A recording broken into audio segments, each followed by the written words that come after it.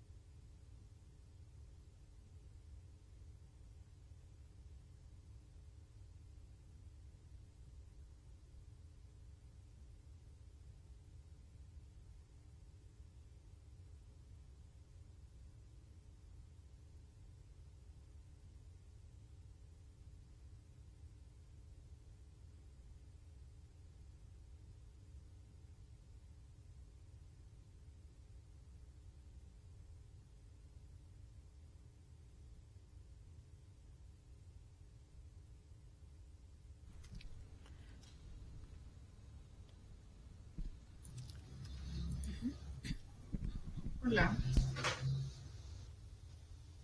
Buenos días. Ya vamos a compartir la pantalla.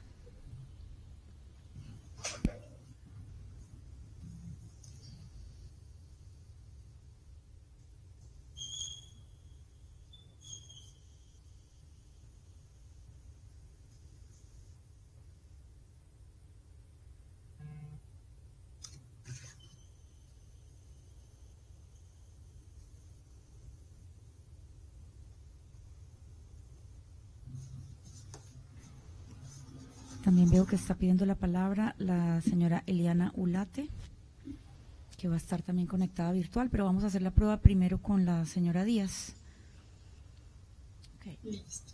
Entonces aquí yo siempre te diría siguiente y la siguiente también, no pasa nada. En esta tiene 3 momentos, entonces yo diría siguiente, siguiente, siguiente y siguiente. Listo. Perfecto. Y en la otra tiene 3 momentos, siguiente, siguiente, siguiente y siguiente. Listo. Y ya. Perfecto. Por cualquier, no sé si usted está viendo en Kudo, usted tiene la posibilidad de ver live video o presentación. Automáticamente cuando se comparte una presentación, el modo de ver cambia a la presentación. Usted ve la pantalla, pero si el PowerPoint, pero si por alguna razón usted quisiera ver las caritas y las personas, puede poner live video y con eso se sale de la presentación. Pero creo que para para efectos suyos es mejor que la tenga en presentación para que vaya viendo la presentación. Es mejor. Perfecto. Listo, muchas gracias. Con gusto, estamos pendientes. Bueno.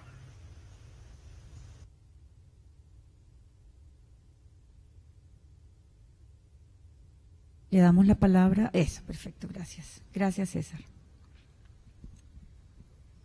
Hola, buen día. ¿Cómo está, señora Ulate Brenes? ¿Cómo le va? Muy bien, bien. ¿Cómo estás? Muy bien. ¿Puede hablar un poquito más? Sí, déjame subir el volumen un poquito. ¿Ahí me escuchan?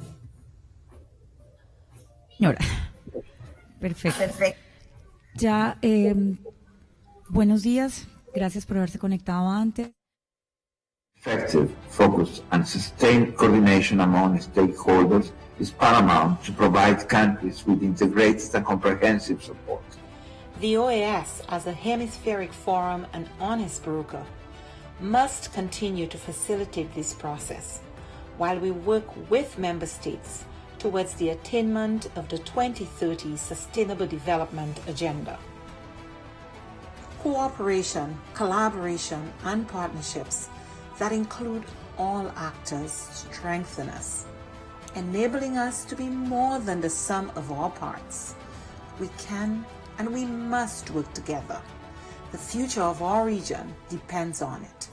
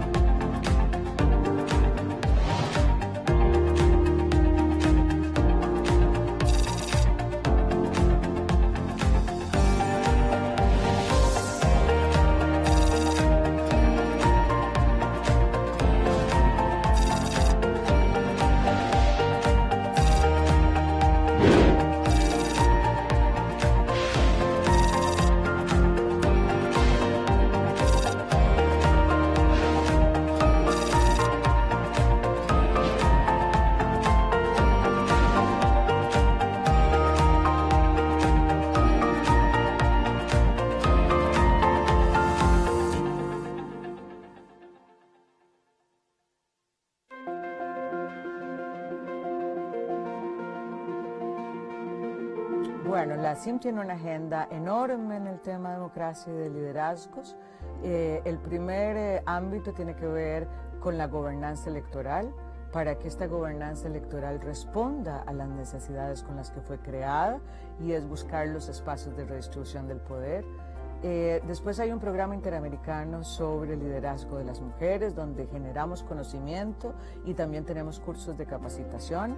Hay un poderoso curso que ha llegado a más de 1000 mujeres con más de 15 ediciones, que es para candidatas electorales, en las cuales conversamos con ellas, pero también nos ponemos en una agenda de solidaridad y articulación y alianzas entre las mujeres, a pesar de las múltiples diferencias ideológicas o de partidos políticos. También hablamos de los temas de violencia política, porque no es lo mismo llegar que quedarse, y la violencia política es una forma de ejercicio de disciplinar a las mujeres para que vuelvan al mundo de lo privado y enfrentar la violencia, hacer buenas investigaciones, buenas leyes que permitan sancionar la violencia política. Es parte de las aspiraciones de la CIM en este programa de liderazgo de las mujeres.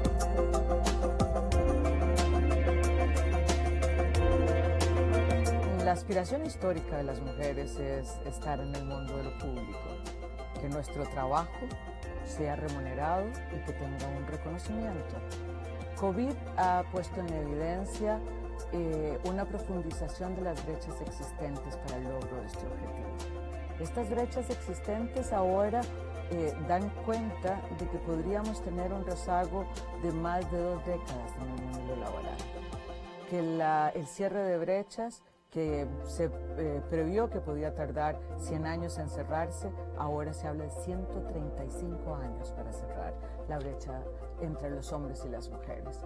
Entonces nuestro objetivo es que miren el derecho de las mujeres al empoderamiento económico, que el statement quédate en casa, que es un viejo conocido del patriarcado, no sea que nos quedemos en casa siempre, y que entendamos que la inserción de la mitad de la población, de este talento humano que tiene una serie de ventajas competitivas, es necesario para el crecimiento económico.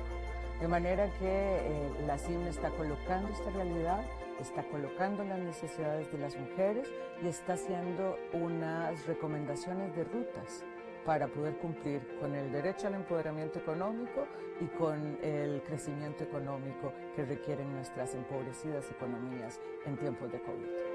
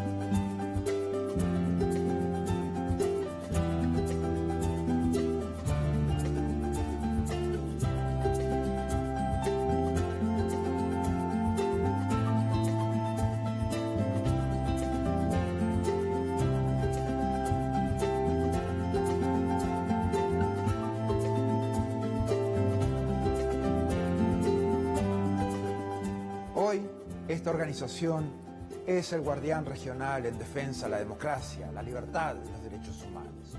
Los países se han comprometido con estos valores a través de instrumentos legales como la Carta Democrática Interamericana, la Convención Americana de Derechos Humanos y todas las demás convenciones interamericanas. Nuestro trabajo es mantener los más altos estándares. Debemos ser objetivos, analizar los hechos, denunciar cuando veamos corrupción, inequidad o amenazas a la libertad. En esos casos no podemos ser neutrales.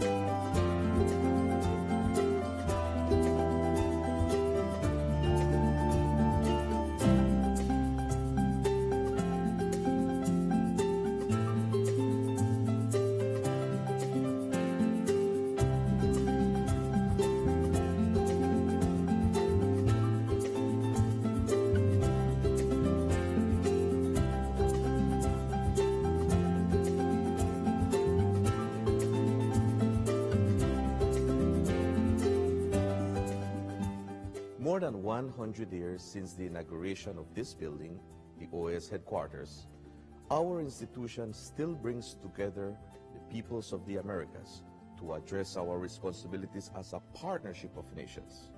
As we look to the future, our work must also focus on the construction of a positive agenda that continues to favorably impact millions of lives every day.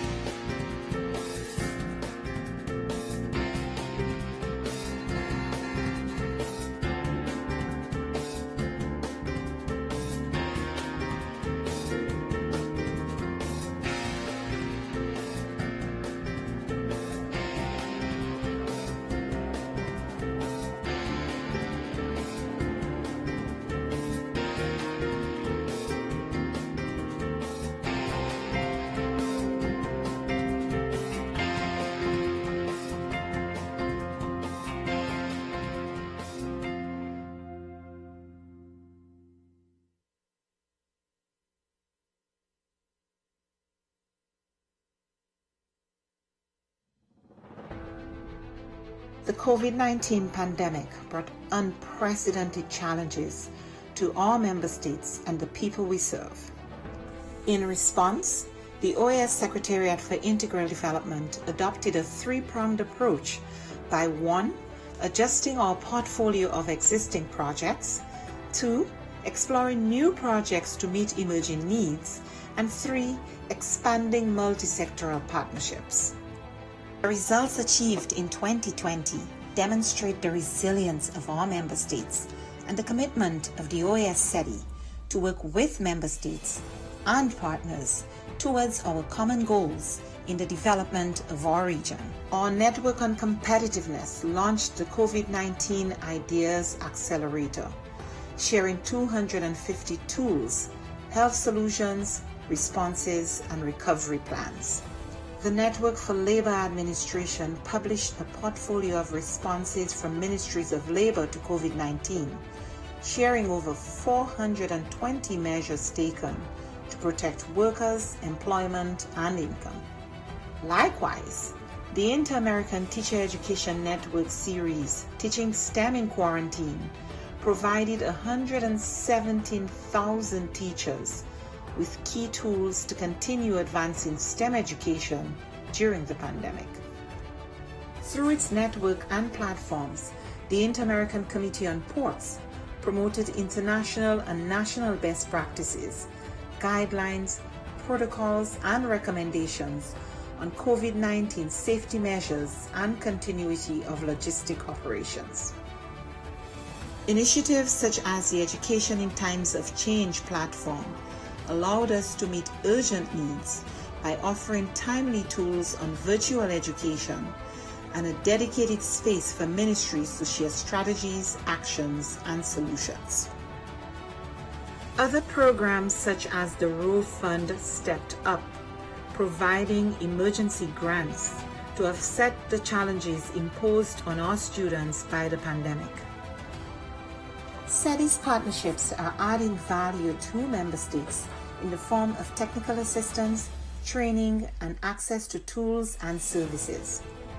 In partnership with leading private sector institutions, we offered micro, small, and medium enterprises access to online tools and training, increasing their visibility and participation in e-commerce, a key to their survival and growth in the pandemic and post-pandemic era.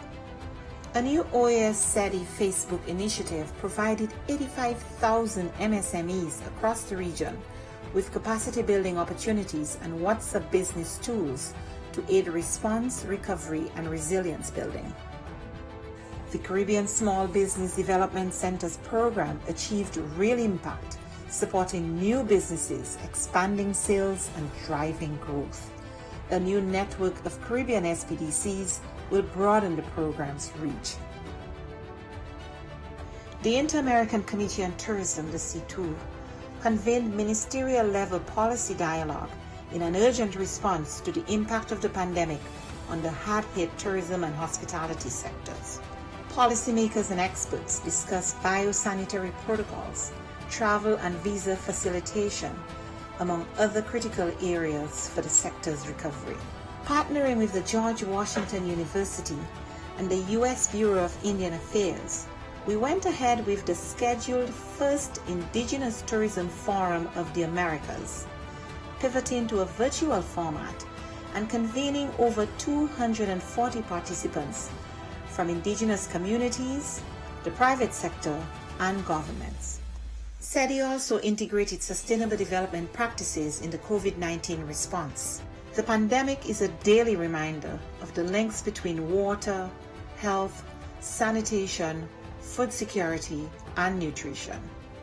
We ensured the continuity of our water management projects in the Plata Basin and worked with governments and partners in the design of an investment portfolio valued at $90 million. Additionally, the Energy and Climate Partnership of the Americas continued to share relevant best practices and responses to the pandemic on energy and air quality. These few examples indicate our collective impact. We cannot do this alone. It is now more urgent than ever to address the region's structural weaknesses, to recover from the health, economic, and social crises occasioned by the pandemic and prepare for future shocks. It is imperative that we work together as we risk losing recent development gains and seeing millions fall back into poverty. It is time for the region to redirect course and pursue a more sustainable, resilient, and equitable future for all. We are in this together. But the resilience building agenda is too big for any one stakeholder to address acting alone, and simply bringing together stakeholders, whether at the national, subnational, regional, or global level, is not enough. Effective, focused, and sustained coordination among stakeholders is paramount to provide countries with integrated and comprehensive support. The OAS, as a hemispheric forum and honest broker, must continue to facilitate this process while we work with member states towards the attainment of the 2030 Sustainable Development Agenda.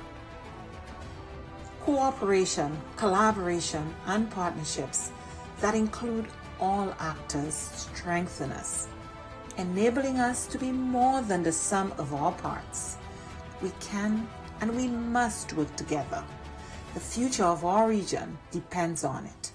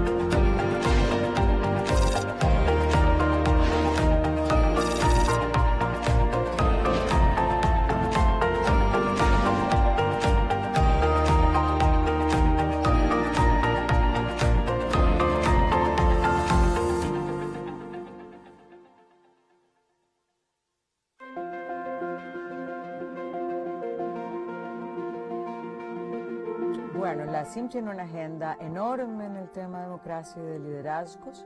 El primer ámbito tiene que ver con la gobernanza electoral, para que esta gobernanza electoral responda a las necesidades con las que fue creada, y es buscar los espacios de redistribución del poder.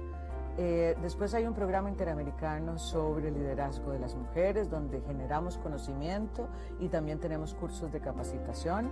Hay un poderoso curso que ha llegado a más de 1000 mujeres con más de 15 ediciones, que es para candidatas electorales, en las cuales conversamos con ellas, pero también nos ponemos en una agenda de solidaridad y articulación y alianzas entre las mujeres, a pesar de las múltiples diferencias ideológicas o de partidos políticos.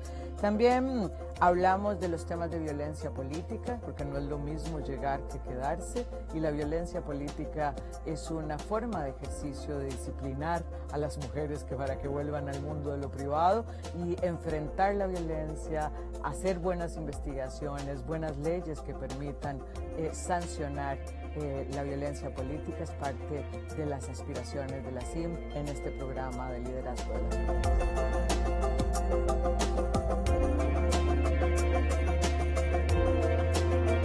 La aspiración histórica de las mujeres es estar en el mundo del público, que nuestro trabajo sea remunerado y que tenga un reconocimiento.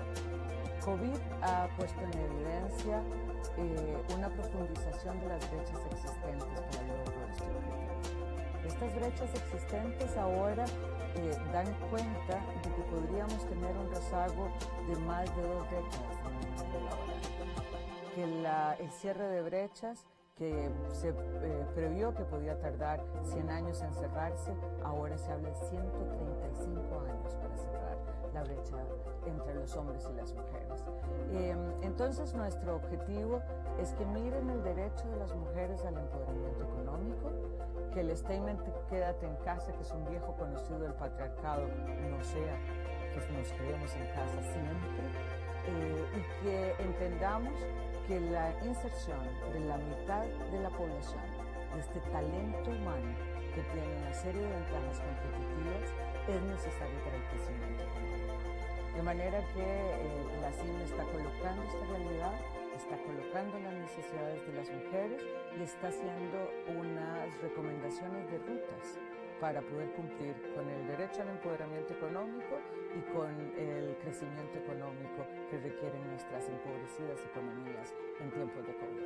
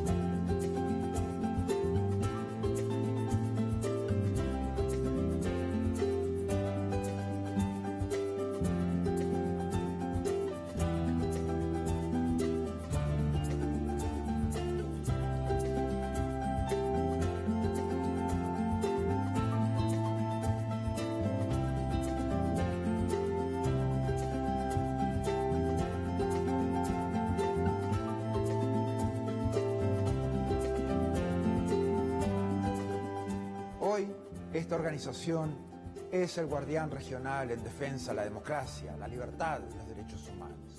Los países se han comprometido con estos valores a través de instrumentos legales como la Carta Democrática Interamericana, la Convención Americana de Derechos Humanos y todas las demás convenciones interamericanas. Nuestro trabajo es mantener los más altos estándares. Debemos ser objetivos, analizar los hechos, denunciar cuando veamos corrupción, inequidad o amenazas a la libertad. En esos casos no podemos ser neutrales.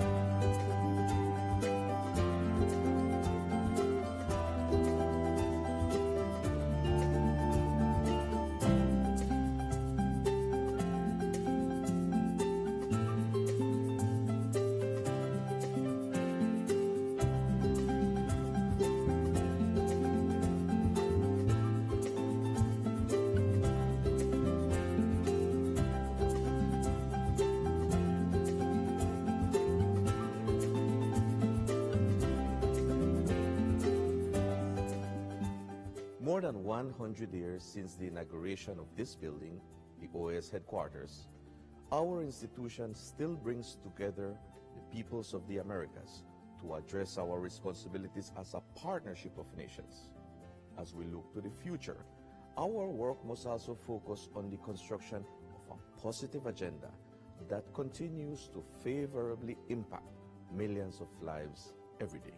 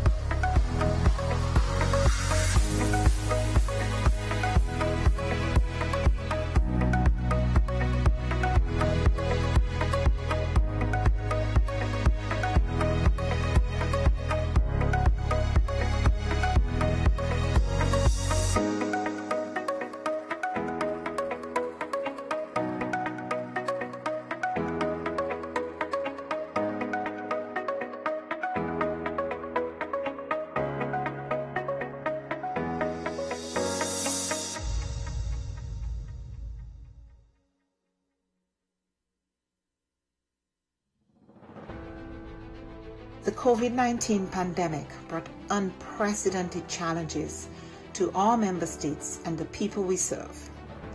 In response, the OAS Secretariat for Integral Development adopted a three-pronged approach by 1. Adjusting our portfolio of existing projects, 2. Exploring new projects to meet emerging needs, and 3. Expanding multi-sectoral partnerships.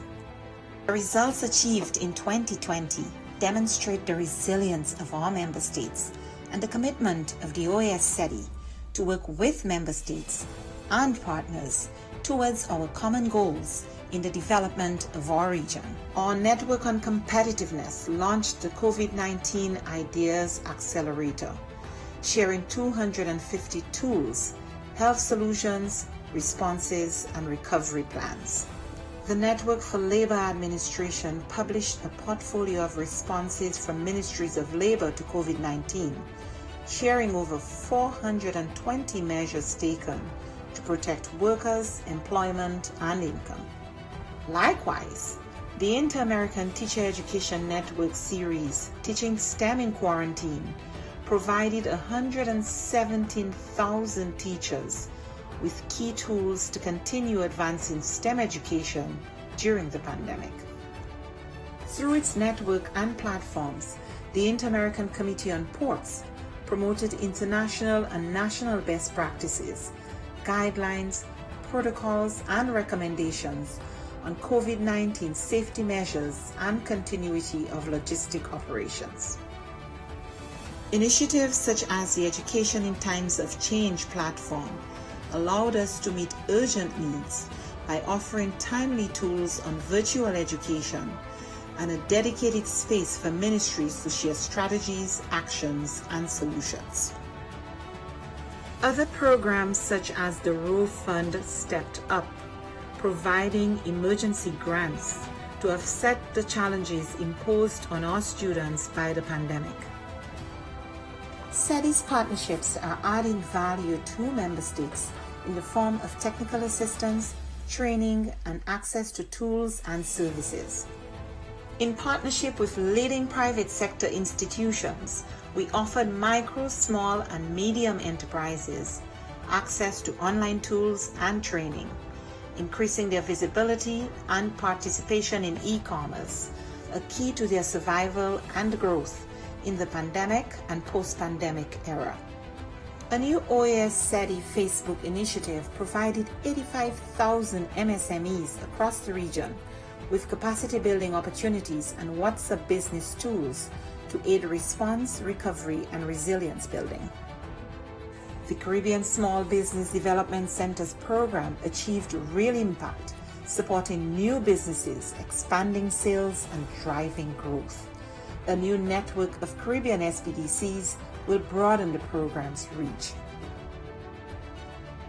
The Inter-American Committee on Tourism, the C2, convened ministerial-level policy dialogue in an urgent response to the impact of the pandemic on the hard-hit tourism and hospitality sectors.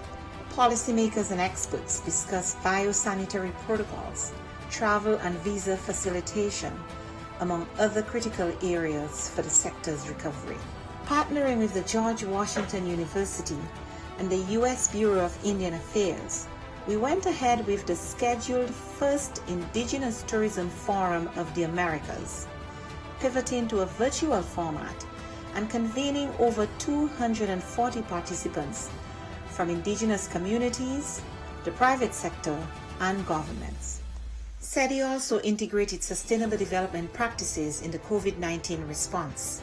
The pandemic is a daily reminder of the links between water, health, sanitation, food security, and nutrition.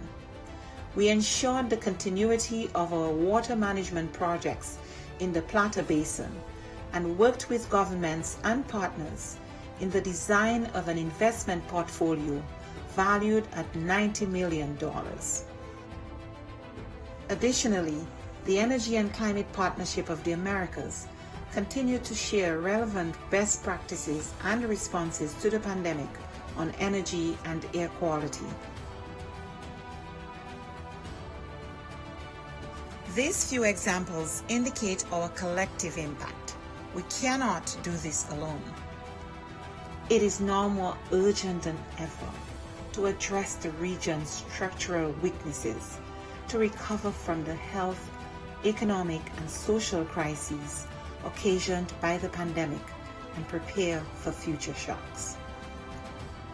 It is imperative that we work together as we risk losing recent development gains and seeing millions fall back into poverty. It is time for the region to redirect course and pursue a more sustainable, resilient, and equitable future for all. We are in this together. But the resilience building agenda is too big for any one stakeholder to address acting alone, and simply bringing together stakeholders, whether at the national, subnational, regional, or global level, is not enough. Effective, focused, and sustained coordination among stakeholders is paramount to provide countries with integrated and comprehensive support. The OAS, as a hemispheric forum and honest broker, must continue to facilitate this process while we work with member states towards the attainment of the 2030 Sustainable Development Agenda. Cooperation, collaboration, and partnerships that include all actors strengthen us, enabling us to be more than the sum of our parts. We can and we must work together. The future of our region depends on it.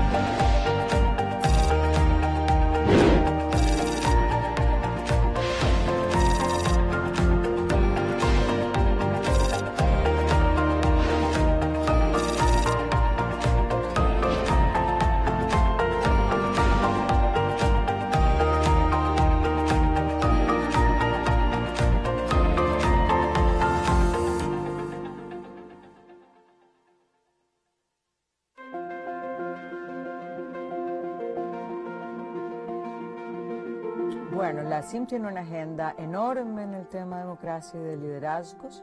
El primer ámbito tiene que ver con la gobernanza electoral, para que esta gobernanza electoral responda a las necesidades con las que fue creada, y es buscar los espacios de redistribución del poder. Después hay un programa interamericano sobre liderazgo de las mujeres, donde generamos conocimiento y también tenemos cursos de capacitación. Hay un poderoso curso que ha llegado a más de 1000 mujeres con más de 15 ediciones, que es para candidatas electorales, en las cuales conversamos con ellas, pero también nos ponemos en una agenda de solidaridad y articulación y alianzas entre las mujeres, a pesar de las múltiples diferencias ideológicas o de partidos políticos.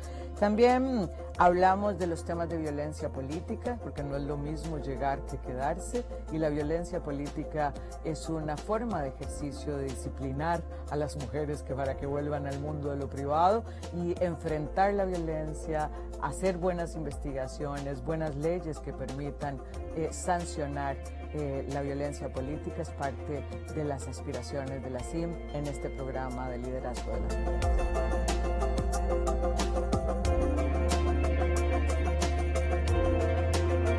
La aspiración histórica de las mujeres es estar en el mundo de lo público, que nuestro trabajo sea remunerado y que tenga un reconocimiento. COVID ha puesto en evidencia una profundización de las brechas existentes para el logro de este objetivo. Estas brechas existentes ahora dan cuenta de que podríamos tener un rezago de más de 2 décadas en el mundo laboral, que el cierre de brechas que se previó que podía tardar 100 años en cerrarse, ahora se habla de 135 años para cerrar la brecha entre los hombres y las mujeres. Entonces nuestro objetivo es que miren el derecho de las mujeres al empoderamiento económico, que el statement quédate en casa, que es un viejo conocido del patriarcado, no sea que nos quedemos en casa siempre, y que entendamos que la inserción de la mitad de la población, de este talento humano que tiene una serie de ventajas competitivas, es necesario para el crecimiento económico. De manera que la CIM está colocando esta realidad, está colocando las necesidades de las mujeres y está haciendo unas recomendaciones de rutas para poder cumplir con el derecho al empoderamiento económico y con el crecimiento económico que requieren nuestras empobrecidas economías en tiempos de COVID.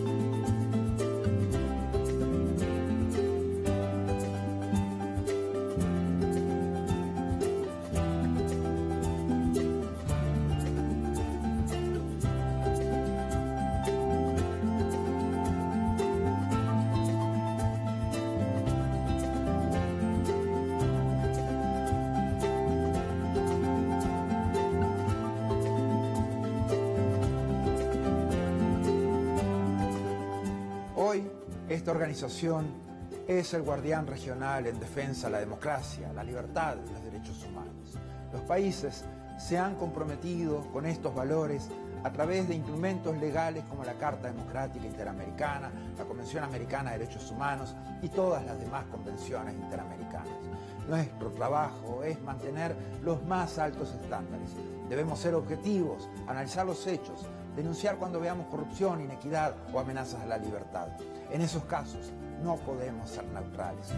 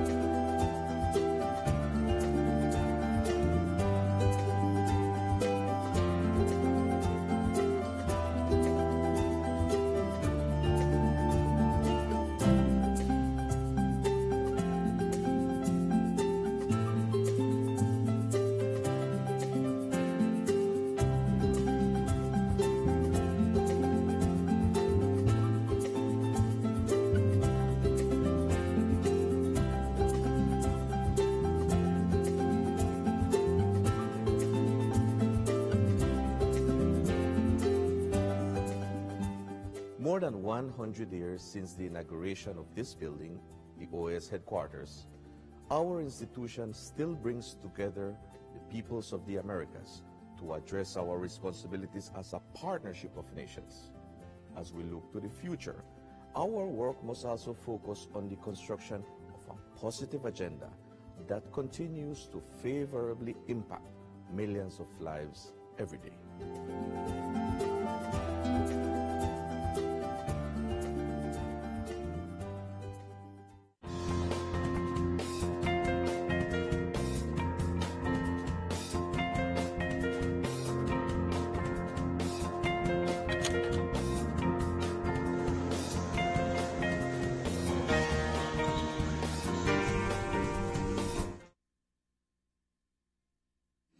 I'm equally pleased to welcome this morning a very notable panel of special guests. Mr. Ryan Hagemann, on my left. We have Ms. Ulate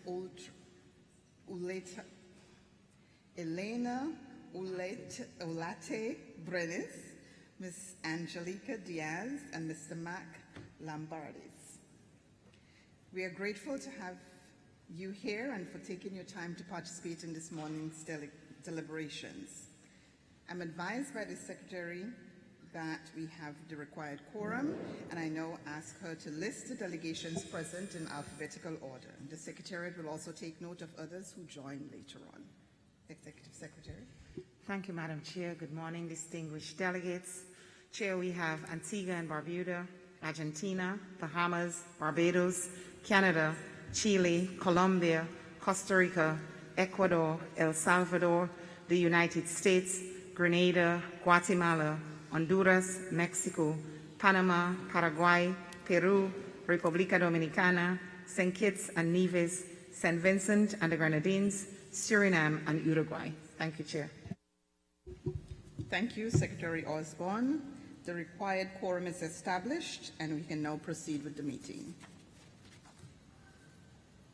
I now submit for consideration of this Council the draft order of business, document CD/OD 128/22. If there is no objections, the draft order of business is approved. Approved.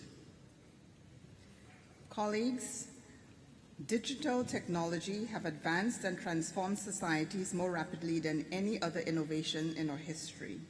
The rapid level of progress of artificial intelligence in particular calls for a regional dialogue on policies and programs to address both potential risks and benefits that AI, automation, the machine learning presents for the Americas. Some of the main AI challenges for Latin America and the Caribbean includes the limited number of skilled workers in the field and the lack of collaboration between universities and industry to connect education to the economy to address the problems and at the community level. Other issues are the low pace of adaptation of AI in business processes, the lack of available quality data, and the underdevelopment of the enabling regulatory framework to allow for new business opportunities based on AI solutions. Regional collaboration among OAS member states on artificial intelligence could hasten the pace of addressing both challenges and opportunities presented. Regional engagement will address areas of common interests, sharing data and resources, and positioning the Americas as an important regional actor in shaping the global development of AI. A deliberate approach to digitization and AI technology development is pivotal if the region wants to achieve net zero emissions by 2050. Understanding climate change impacts, improving the health of ecosystems, reducing marine pollution, providing relevant information for environmental planning and decision-making based on evidence, reducing over-exploitation issues of natural resources, promoting sustainable agriculture, and addressing water, energy, and food security nexus in the Americas, among other things. It is also very important to raise awareness in the region of the risks associated with the unethical and irresponsible use of AI, particularly in societies that are highly dependent on digital technology. Consequently, regulations as well as common framework are needed to apply the principles of responsible AI. Results can only be achieved if a deliberate effort is made to align policies, programs, actions, and incentives on digital transformation and sustainability. This session will provide an opportunity for member states to share policies and initiatives that promote the use of transformative technologies, including AI, for sustainable development as the region undertakes meaningful actions to tackle the climate crisis. We will discuss the importance of artificial intelligence for integral development and the opportunities for digital transformation for sustainability in the region from a public policy standpoint, including concerns and ethical questions arising from the development and application of AI technologies in multiple sectors. To help us navigate the various aspects of the digital transformation, artificial intelligence, policies, and sustainable development and integral development, we are joined by an esteemed group of panelists. To begin, I'm very pleased to offer the floor to Mr. Ryan Hagemann. He's the co-director of the IBM Policy Lab. Mr. Hagemann, welcome to the OS, and you have the floor, sir. Thank you. Ambassador Smith, Executive Secretary Osborne, ambassadors and representatives of OAS member states, thank you for the opportunity to present before the Council on Integral Development today. My name is Ryan Hagemann, and I manage IBM's Global Artificial Intelligence Policy Issue Portfolio. My remarks today will focus on the importance of countries developing balanced regulatory structures for AI, examples of countries that are leading in developing these governance regimes, and the steps companies are taking to promote trustworthy AI. Over the past decade, advancements in and proliferation of AI have increasingly positioned the technology as a pivotal foundation of future economic growth and national competitiveness. That is why, in recent years, more and more countries have taken to developing national AI strategies that address everything from government investment in research and development to the creation of guardrails around the technology's use. It is this latter category, rules and regulations to promote ethical and trustworthy AI, that I want to discuss with you today. To start, it is worth pointing to some of the work that IBM and others have undertaken to promote ethical and trustworthy AI. At IBM, we have long recognized that trustworthiness is key to AI adoption, and that the first step in promoting trust is the adoption of effective risk management practices. This necessitates that companies have strong internal governance processes, including, among other things, designating a lead AI ethics official responsible for an organization's trustworthy AI strategy, and standing up an AI ethics board to serve as a centralized clearinghouse for resources to help guide that strategy. IBM has implemented both recommendations, and we continue to advocate others in industry do likewise. Additionally, last year, BSA, the Software Alliance, published Confronting Bias, BSA's framework to build trust in AI. As the name suggests, this is a risk management governance framework that aggregates many existing best practices for AI bias mitigation currently in use by companies. But companies do not operate in a void, and while industry has a role to play in AI governance, so too do policymakers. As countries look at adopting rules governing the use of AI, IBM has advocated for AI regulations that rely on a precision regulation approach. That is, rules that are targeted and narrowly tailored to address clear and specific harms associated with use cases, and not the technology itself. Given the nascent state of AI, countries should focus on utilizing agile governance tools like soft law and co-regulation that can promote flexible and adaptable regulatory models and allow regulators to put experimentation into practice. The key here is to first develop an enabling environment for AI adoption, as opposed to defaulting to a less flexible regulation by enforcement mindset. This regulatory paradigm is not just theoretical. A number of countries have put these approaches into practice. One example is Singapore's AI Verify pilot program. This is a joint initiative between two Singaporean agencies, the Personal Data Protection Commission and Infocom Media Development Authority, that aims to create, quote, the world's first AI governance testing framework and toolkit for companies that wish to demonstrate responsible AI in an objective and verifiable manner, end quote.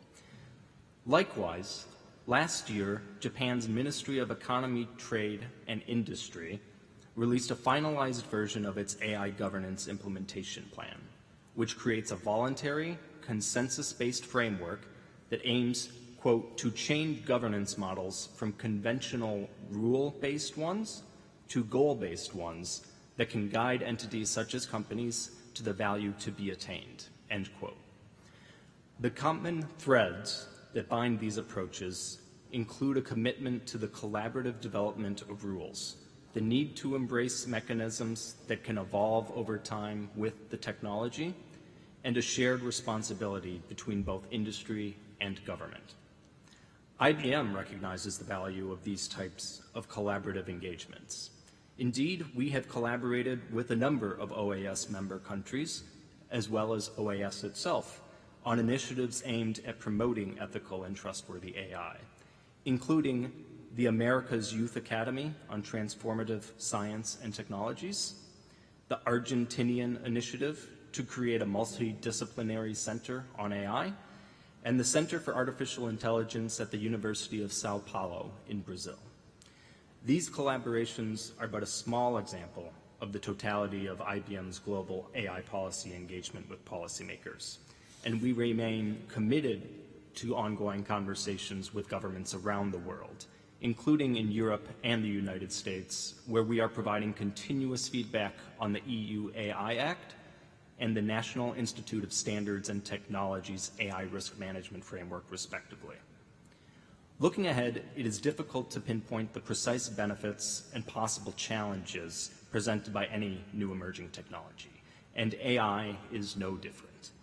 What we can say for certain, however, is that those countries that make the investment in this transformative technology today will reap the benefits in the years to come, and those countries that do not will be at a competitive disadvantage in the future. But while investments in AI research and development, procurement, and adoption will be important, countries will also need to invest time and energy in developing an appropriate regulatory environment that supports the adoption of trustworthy AI. To that end, I offer the following recommendation for OAS member representatives to take back to your country's policymakers. Support regulatory efforts that first aim to create and adopt enabling regulatory frameworks for AI, specifically risk-based governance that relies on voluntary, consensus-based soft law mechanisms that can drive the development of flexible and adaptive rules as the technology matures. Thank you for the opportunity to present my remarks today, and I look forward to your questions. Thank you very much, Mr. Hagemann, for that presentation and the recommendation. And I'm sure when we get to the question section later on, we'll hear from some of the member states as well and what they're doing. But we want to thank IBM for its collaboration with the OAS and the region. Thank you. I'm pleased now to offer the floor to Ms. Eliana Ulate Brenes. And she is the International Cooperation Coordinator of the Ministry of Science, Technology, and Telecommunications of Costa Rica. And I see we have her connected. You have the floor. Thank you. Muchísimas gracias. Muy buenos días, señora embajadora Yolanda Smith, presidente del Consejo Interamericano para el Desarrollo, señora Kim Osborne, secretaria ejecutiva para el Desarrollo Integral de la OEA, señores ponentes, estados miembros y todas las personas que nos están siguiendo en esta presentación.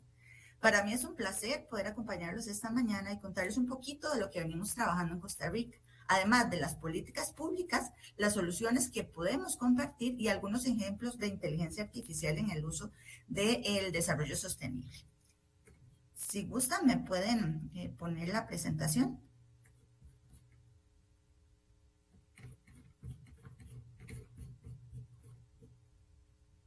Muchas gracias. Siguiente.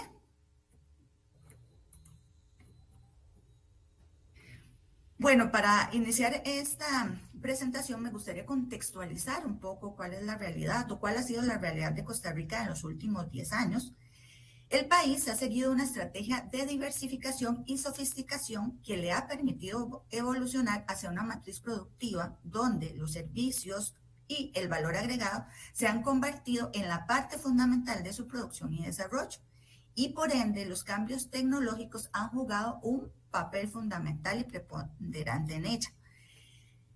Estos cambios han impactado fuertemente el mercado laboral, que ha hecho y nos ha puesto a prueba de ver cuáles son las distintas capacidades y habilidades y el poder de adaptación de la sociedad cuenta para lo que son las tecnologías emergentes. En el caso específico de inteligencia artificial, se ha determinado que el balance puede ser mucho más positivo y que puede generar más empleos de los que desplazaría. Esto subyace alineado necesariamente con la estrategia de desarrollo del país para los siguientes años. Sin embargo, para generar estos empleos, para generar estas capacidades, se requiere de una formación adecuada y temprana, que en muchos casos totalmente es diferente a la tradicional, pero no compite con esta, sino que tiene que ir de la mano. Y creo que esto no es distinto para el resto de la región. En este sentido, Costa Rica ha apostado por orientar sus políticas de ciencia, tecnología e innovación hacia una sociedad y economía basada en el conocimiento, como lo establece su política nacional emitida en el 2020, pero actualizada en este año. La política nacional de sociedad y economía basada en el conocimiento establece los grandes lineamientos de acción en las áreas científico-tecnológicas, evidenciando las primeras trazas de incorporación de tecnologías convergentes dentro de las acciones concretas del país. Pero es en el Plan Nacional de Ciencia, Tecnología e Innovación en donde podemos ver reflejadas todas estas principios, áreas estratégicas y temas emergentes que convergen para poder responder a las necesidades actuales. Como ustedes pueden ver en la figura, y algo muy importante que mencionaba el panelista anterior, Costa Rica está convencido de que es necesario incorporar esos principios de ética, valor y transparencia para poder alinear todo lo que son las políticas, más aún en políticas para tecnologías emergentes como es la inteligencia artificial. En este plan se incorporan los principios de respeto a la dignidad humana, universalidad, desarrollo humano, ética, creación colaborativa e igualdad de género, en áreas estratégicas que van a ser transversales para todas las tecnologías y los temas que se discuten y que se plantean como acciones concretas a realizar en el país, lo que es el talento humano, lo que es la generación de conocimiento y la innovación transformadora. Por primera vez se incorpora dentro de un plan específicamente el tema de inteligencia artificial. Si gusta, continuamos con la siguiente filmina. Dentro de este plan tenemos 4 grandes áreas que desarrollar en el tema de inteligencia artificial. Uno es el desarrollo de las habilidades y competencias afines en el currículo obligatorio de las escuelas y los colegios técnicos. Además, la definición de un programa de estudio para la certificación técnica en inteligencia artificial, el desarrollo de sistemas de inteligencia artificial comprensibles y accesibles al alcance de todas las personas, y el seguimiento a la iniciativa FERLA, que les voy a contar más adelante cuando les comparta algunas soluciones que podríamos compartir, valga la redundancia, en el resto de los países de la región. Sí les quería mencionar que, bueno, este plan da pie para que empecemos a trabajar lo que es la definición de la estrategia de transformación, la estrategia de inteligencia artificial. Ya existe una estrategia de transformación digital que también incorpora dentro de sus lineamientos la necesidad de tomar acciones en el tema de inteligencia artificial. Pero específicamente para la estrategia de inteligencia artificial hemos trabajado en recomendaciones y principios y como los de OCDE, como los de UNESCO particularmente, y hemos trabajado con el Banco Interamericano de Desarrollo en una serie de cooperaciones técnicas que nos han permitido establecer una hoja de ruta que va a ser la base para la estrategia de inteligencia artificial que estamos trabajando. Esa estrategia, ¿cómo la estamos visualizando? Bueno, la estamos visualizando con una alineación de estos principios que les mencionaba y algunos otros que ya existen a nivel global. Una revisión, adecuación y consulta pública de las prioridades y ejes, no solo con el sector público, sino obviamente incorporando lo que es el sector privado, la academia y la sociedad civil, ¿verdad? contemplando principalmente, como pueden ver en la filmina, elementos que mencionó el compañero del panel anterior que son fundamentales para que una estrategia de inteligencia artificial sea exitosa.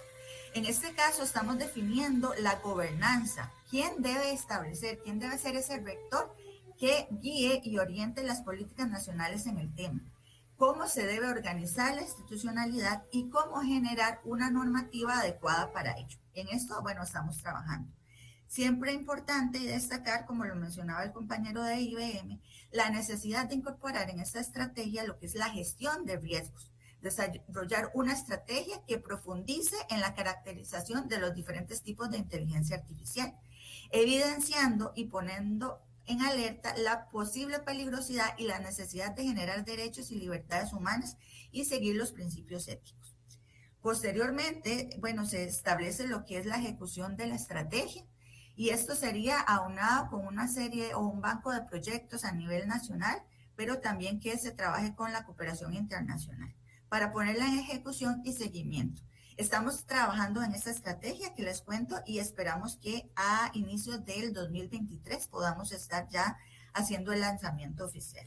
Esto de manera general en algunas de las acciones que estamos trabajando a nivel de política y de normativa en Costa Rica. Siguiente, por favor. Tomando en cuenta estas acciones que estamos realizando y todo el benchmark que hemos hecho y toda la investigación y las buenas prácticas compartidas con diferentes países de la región, es que tenemos unas posibilidades de soluciones para compartir. Una de ellas es el FAIRLAC. El FAIRLAC es una red diversa de profesionales y expertos que desde la academia, el gobierno, la sociedad civil, la industria y el sector emprendedor proveen una aplicación ética de la inteligencia artificial en América Latina. Actualmente hay 4 en la región, uno en México, uno en Colombia, uno en Uruguay y el cuarto fue desarrollado en Costa Rica. Entonces, en este grupo de FAIRLAC, que es un grupo de expertos de diferentes instituciones, tanto públicas como privadas, convergemos para analizar diferentes temas que nos permiten poder ir avanzando y dándole a la sociedad una mayor apertura, una mayor capacidad para conocer este tema. Se trabaja desde el tema de leyes y políticas, el tema de educación y el tema de casos de uso. Acá vamos explorando las diferentes acciones que se pueden ir haciendo desde los ministerios y desde la empresa privada para poder fortalecer antes de la estrategia las acciones y posteriormente en la estrategia ya concretar esas acciones. También hemos ido desarrollando diferentes capacidades que podríamos compartir con el resto de la región, como es el desarrollo de un técnico en inteligencia artificial para los colegios vocacionales. Ya está, digamos, en la última etapa, se elaboró el currículum igualmente con este grupo consolidado de diferentes instituciones y empresas y ya se tiene un esquema, un currículum para hacer técnicos de inteligencia artificial en los colegios vocacionales. Otro elemento fundamental en esta generación de capacidades que ha sido para Costa Rica muy de gran impacto ha sido la alianza con empresas, por ejemplo con Intel, donde ellos tienen plataformas dedicadas exclusivas a inteligencia artificial y esto le permite a la sociedad, desde los funcionarios públicos hasta los estudiantes y la sociedad en general, poder conocer de qué es la inteligencia artificial y cómo aplicarla y de esta manera permeando el conocimiento y el constructo social de la sociedad costarricense. Además, estamos trabajando de la mano con lo que es el servicio civil. El servicio civil es una institución que vela por la institucionalidad del empleo público en Costa Rica. Entonces, estamos empezando a trabajar a ver cómo podemos incorporar temas de inteligencia artificial en el currículum para las contrataciones, pero además en la capacitación de los funcionarios actuales. Otro elemento que todavía estamos desarrollando y buscando cooperantes para poder generarlo es el Laboratorio Nacional de Inteligencia Artificial. Este laboratorio lo que se quiere es que sea un centro nacional donde se puedan hacer investigaciones, casos de uso y otras evaluación, digamos, de las mismas políticas y demás en el tema de inteligencia artificial. Lo estamos trabajando con el Consejo Nacional de Rectores, porque ya existe un Centro Nacional de Alta Tecnología con un laboratorio de computación avanzada, en donde querríamos sumarle el tema de inteligencia artificial específicamente. Y la idea sería desarrollar acá proyectos conjuntos, no solo nacionales, sino también de manera internacional. Y bueno, otros elementos como la cooperación internacional, que nos ha sido de gran utilidad para el caso de la elaboración de la hoja de ruta en Costa Rica y también de la estrategia, que hemos trabajado principalmente con el Banco Interamericano de Desarrollo en el tema de cooperaciones técnicas para el desarrollo de estas consultorías. Siguiente, por favor. Y finalmente, para ponerles algunos ejemplos, en Costa Rica, como ustedes saben, se ha destacado por su desarrollo sostenible y la protección ambiental. Y esto nos lleva también a generar diferentes usos de la inteligencia artificial para ello. Acá les pongo dos ejemplos nada más, que son ejemplos o proyectos que elaboran otras instituciones, pero me gustó presentárselos aquí para que vean cómo también se va aplicando dentro de las acciones concretas en el tema de desarrollo sostenible. Uno es el proyecto de Manatís. Este desarrolla 3 aplicaciones tecnológicas para lo que es la ecología marina y su aplicación en el manatí antillano. En Costa Rica, este proyecto ganó un fee con el National Geographic y se desarrolla, y lo que se quiere es precisamente darle seguimiento a las manatís para ver la población y para saber cuál es su manera de desarrollarse y de desplazarse a nivel regional. Otro proyecto más reciente es un proyecto que implementa una tecnología estoniana de inteligencia artificial para mejorar la transparencia y eficiencia del sector forestal. Este lo realizan diferentes instituciones como el Ministerio de Ambiente y Energía, el Sistema Nacional de Áreas de Conservación, la Oficina Nacional de Forestal, con la empresa Timberlet de Estonia. Este inicia en el 2020, pero ya se ha actualizado y sigue en el 2022 trabajándose con el Centro de Inversión Ambiental de Estonia, desde su implementación. Esto era un poco lo que les quería compartir. Siguiente, si gustan. Y quedo atenta a si hay consultas o algún comentario. Muchas gracias.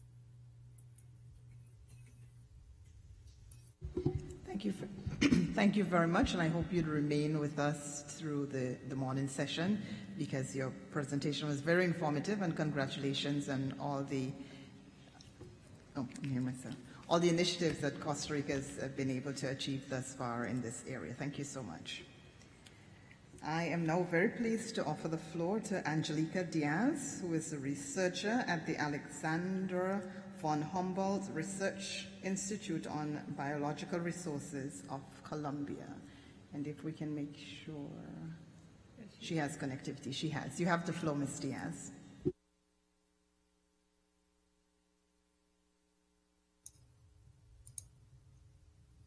Buenos días. Por favor, compartir la presentación.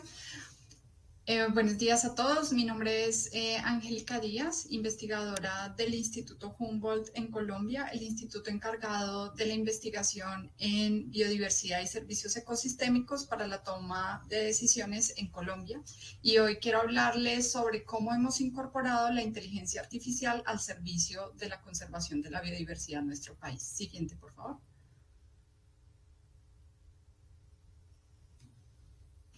En Colombia y a nivel global nos hemos planteado unas metas de conservación, y estas metas son susceptibles de medición a través de indicadores que requieren continuamente datos de diferentes tipos, entre esos los de biodiversidad, que son los que tratamos de informar desde el Instituto Humboldt. Los datos requieren de procesos de análisis y transformación de la información para llegar a un conocimiento suficiente y tomar las mejores decisiones a través de la comunicación de este conocimiento.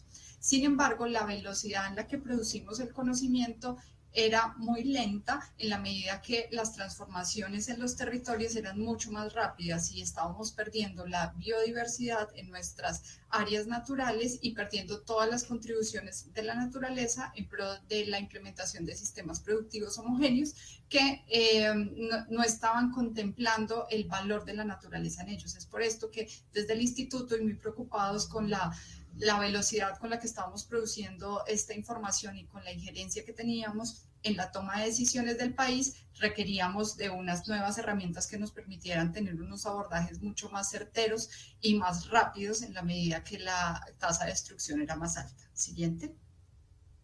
Es por esto que hicimos una apuesta sobre los tipos de monitoreo alternativos que usaban tecnologías, que son los monitoreos de tipo pasivo, que no requieren de la presencia de los investigadores de campo, y de esta manera se podría tener un abordaje espacial y temporal mucho más amplio a través de dos tipos de tecnologías. La primera, las cámaras trampa, que son aquellas que registran toda la información sobre fauna silvestre que cruzan frente de ellas, esto a través de fotografías o videos, y las grabadoras de sonidos, que se encargan de registrar y almacenar en estos aparatos información sobre el paisaje sonoro o los tipos de sonidos que emiten la fauna de manera natural.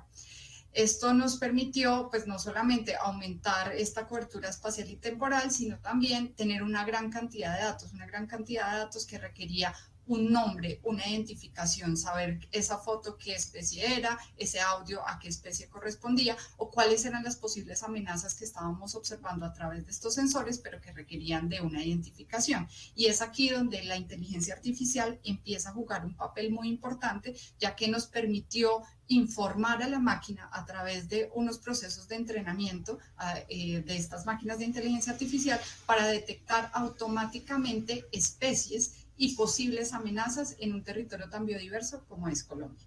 Y no solamente nos facilitó esta detección automatizada, sino que también nos permitió la organización y centralización de los datos. De esta manera podríamos identificar patrones globales como los que les voy a mostrar a continuación. Pero esto no lo hemos hecho solo, hemos logrado la conexión no solamente con las redes nacionales, como la red de ecoacústica colombiana, que junto con Rainforest Connection hemos hecho una apuesta en implementar unos nuevos sistemas tecnológicos como son estos guardianes, como el que ven en la foto, que son unos dispositivos alimentados por paneles solares y que se encargan de capturar la información auditiva y tienen incorporada inteligencia artificial en la medida que detecta dos tipos de sonidos particulares. Aquellos relacionados con las motosierras eléctricas, cuando alguien está talando el bosque vamos a escucharlo, detectarlo, y esto nos va a enviar un mensaje informándonos la alerta sobre esta presencia de intervención, al mismo tiempo que detecta información sonora sobre disparos de escopetas, lo cual nos podría alertar sobre la presencia de cacería en estos territorios donde se instalaron estos guardianes. En el momento en el país tenemos instalados 10 guardianes hace solamente un mes, y ahorita vamos a hablar un poquito de los resultados.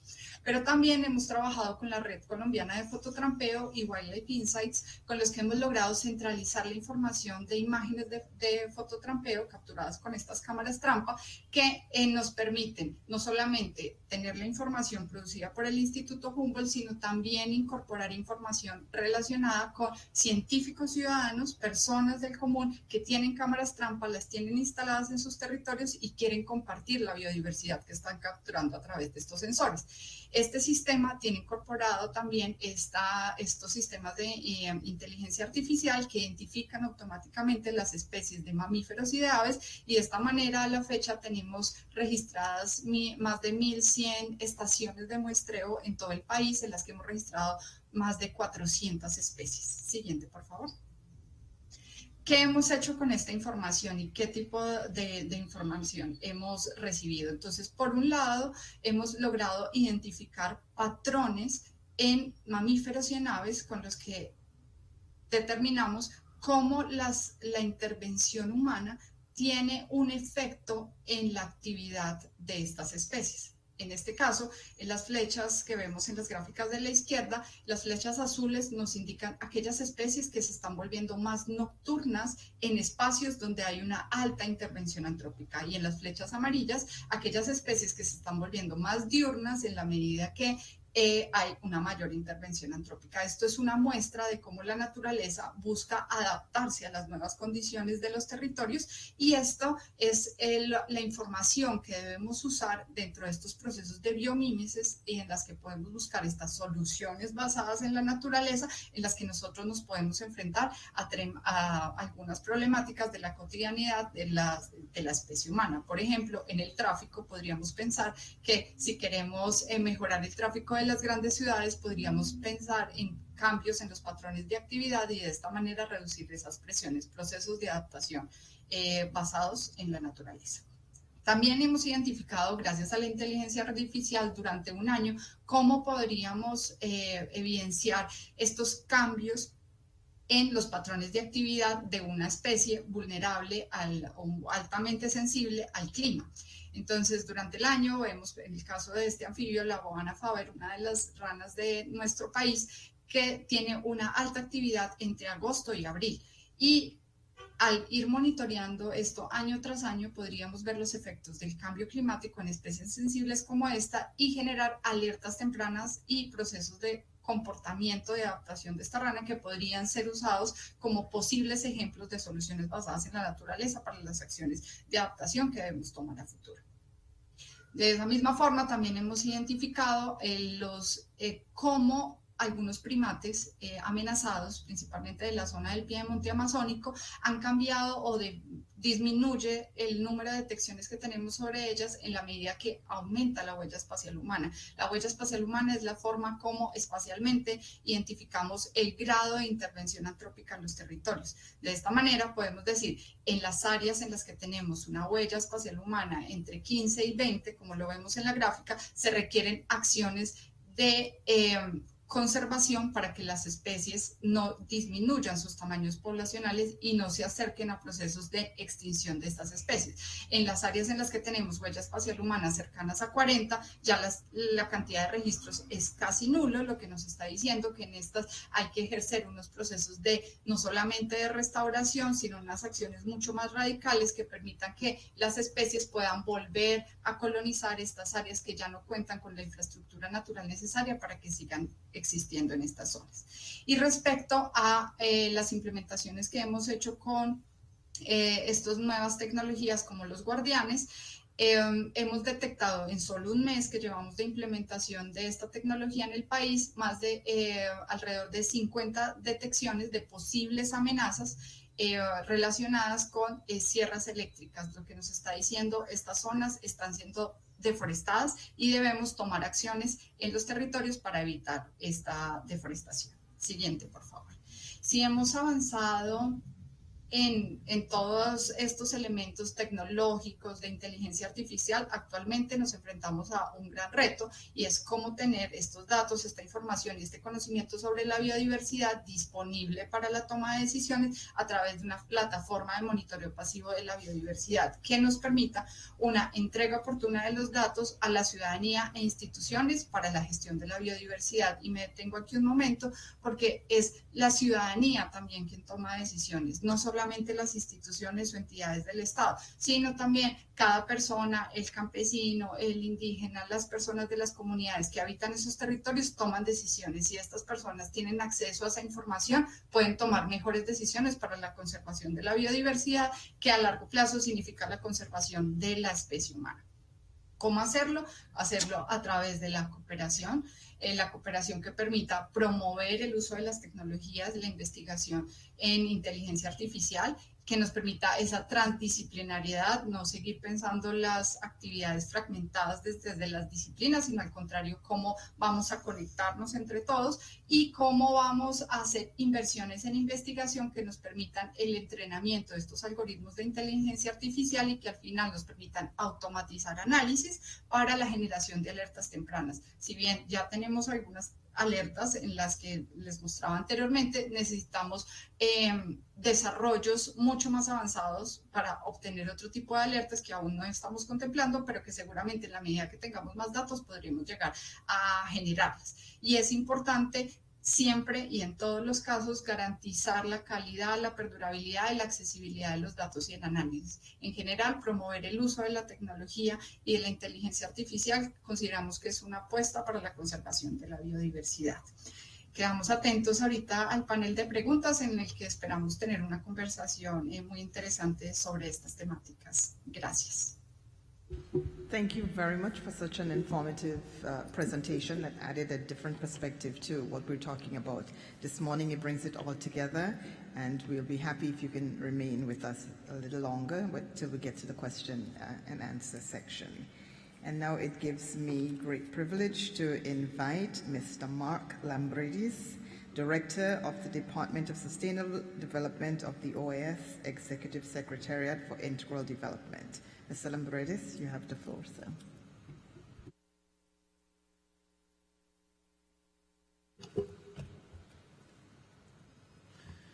Good morning. This is somewhat surreal for me. I am pleased to be able to say that I am now the Director for Sustainable Development within the CIDI Secretariat. This is a role that is very dear to me, as I had spent 15 years of my life at the OAS as the chief for the energy section, and now have the real distinct pleasure to return as the Director for Sustainable Development. I want to start by thanking Ambassador Smith, Ms. Kim Osborne, Executive Secretary, and my new boss, ambassadors and representatives and fellow panelists. To the interpreters, I'm going to say a quick hello in Spanish and then I'll continue in English. Realmente es un placer poder estar con ustedes hoy en día. Estoy muy entusiasmado por poder volver a trabajar en la OEA con ustedes y realmente luchar para el futuro de este hemisferio en cuanto al desarrollo sostenible medio ambiente. So I am obviously going to be a little disruptive here and break a little bit of the mold with the intended subject. First of all, it's a big day in my life and to be able to return to the OAS, but also I'm not an expert in data and AI. You've heard from those folks so far, particularly picking up on the intersection of AI and the natural environment, which our last panelist, Ms. Angélica, addressed so eloquently, and I'm really excited to hear some of her words. I'm going to ask if they can please put the presentation up. So what I'm going to try to do with my few minutes is to address some of that intersection between data, more broadly, and AI and sustainable development, and I'm going to try to connect some of that back to the current and potentially future stronger work of this department in the hemisphere. Next slide, please. What I'm going to do, just real quickly, is walk through 4 key areas of work from the Department of Sustainable Development, suggest some of the key issues around it, and then connect back to some of the ongoing work at the organization. Unfortunately, since 9 years ago when I left, now I need these glasses more often than ever. So to read my own notes, I'm going to put on my gafas. So let's start with water resource management. What are we talking about there? It's really critical to think about the fresh water of this hemisphere. That includes protecting free-flowing rivers. That means not damming them up unnecessarily or excessively or in the wrong places. Thinking about water quality for drinking and other uses. Power generation, a resource so critical for our hemisphere. Flood and droughts. All of these depend very heavily on data and AI, such as smart water monitoring sensors for management systems, including for transboundary basins, AI deep learning for advanced water quality modeling and prediction to support decision-making and improved water management, and to predict water conflict hotspots. So vis-a-vis our I just came over from the Nature Conservancy, so occasionally I'll slip with TNC, another three-letter acronym. So at the OAS, we've been working on water resources management in the Plata region, for example, with a decision support tool that's an effort with the OAS since 2007. With the countries of the basins to look at and contribute to strengthening integrated water resource management capacity throughout the region. Some of the things we've been working on include the development of knowledge tools for decision-making in the event of floods and droughts and water quality issues, strengthening water management capacity, support to the implementation of the SAP, and consolidating regional cooperation with knowledge and information transfer. Next slide, please. These are all areas we can continue to build and really focus in on the long-term sustainability of our water resources throughout the hemisphere. Sustainable energy, this is an area near and dear to me. As I said, I was the director or chief for the energy section. I have a lot of experience in renewable energy and energy efficiency. What are we talking about with regards to sustainable energy in the Americas? A couple of key things come to mind. One is access to electricity. That is the ability of folks to rely on sustainable electricity sources, or in particular on electricity versus basic energy sources, kerosene and batteries. We've come a very long ways, as the chart in the center of this frame shows, the development of electricity access. Now it's time to see how we transition that electricity generation to more sustainable sources. So both access and the sustainability of those sources. How do data and AI come together in this space? Multi-model smart sensors, for example, to monitor different aspects of energy generation, supply, demand, and consumption. Smart, efficient management of energy systems, smart energy planning, smart energy storage, trading, analytics. When I was at the Nature Conservancy, that organization recently announced a new partnership with Microsoft and Planet Labs. Hopefully we can bring IBM into this equation, my friend, to develop a global renewables watch, the first of its kind living atlas intended to map and measure all utility-scale solar and wind installations on Earth using alternative artificial intelligence and satellite imagery to map the transition of sustainable energy and the impacts on our landscape, on biodiversity. Next slide, please. If we consider issues related to climate change, we're talking about things like mitigation, adaptation, resilience, and risk, all with deep connections and reliance on AI and data.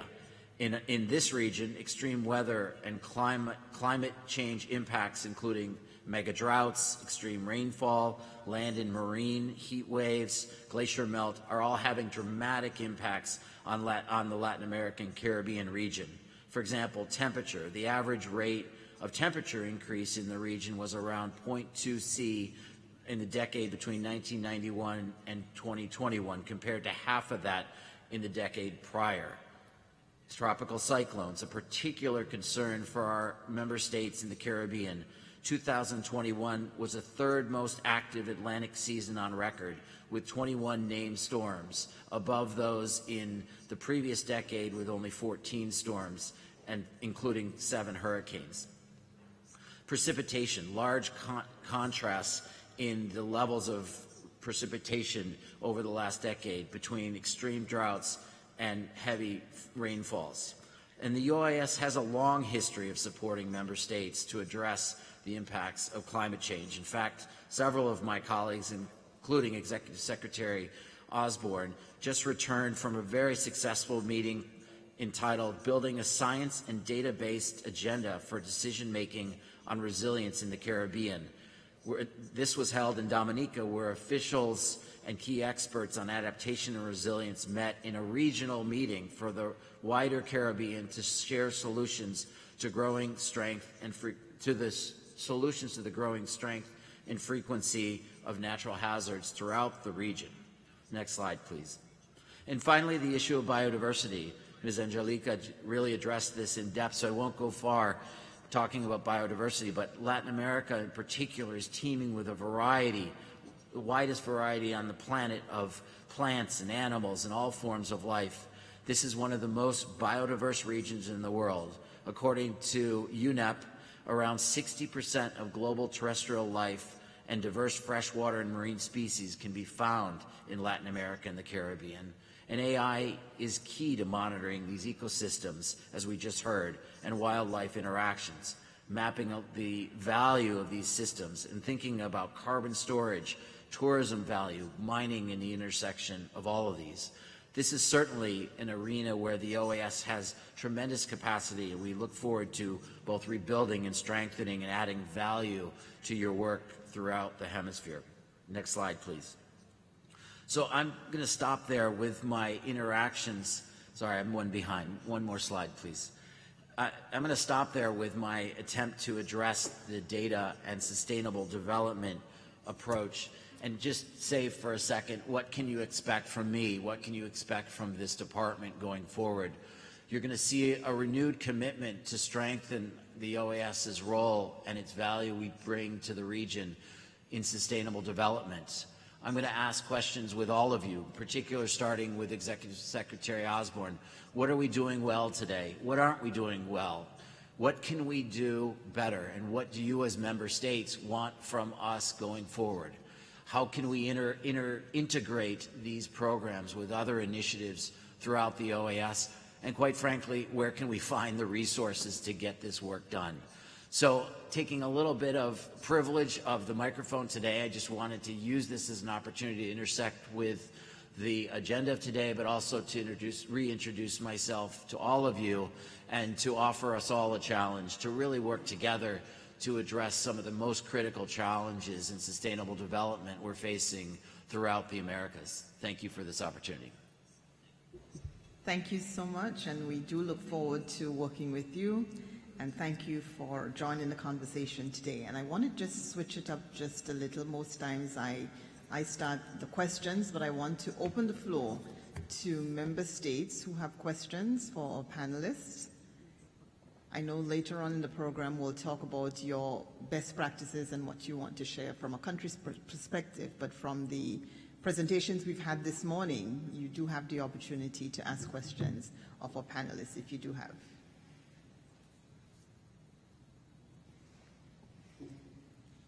Okay, and to start it off, we'll start off with the Dominican Republic. You have the floor, Ambassador. Buenos días y muchas gracias, señora presidenta. Una pregunta al representante de la IBM en relación al proyecto que mencionó en Japón.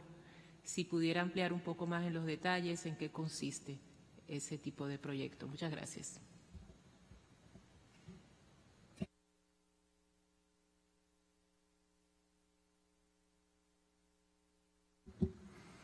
Yes, absolutely. Thank you for the question.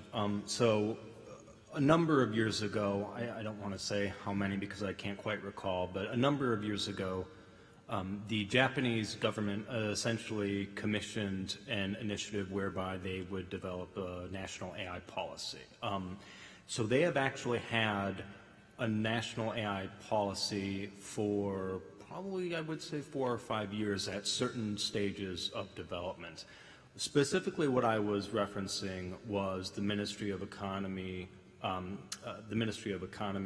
Trade and Industry released a somewhat finalized version of what we might call regulatory guardrails for artificial intelligence.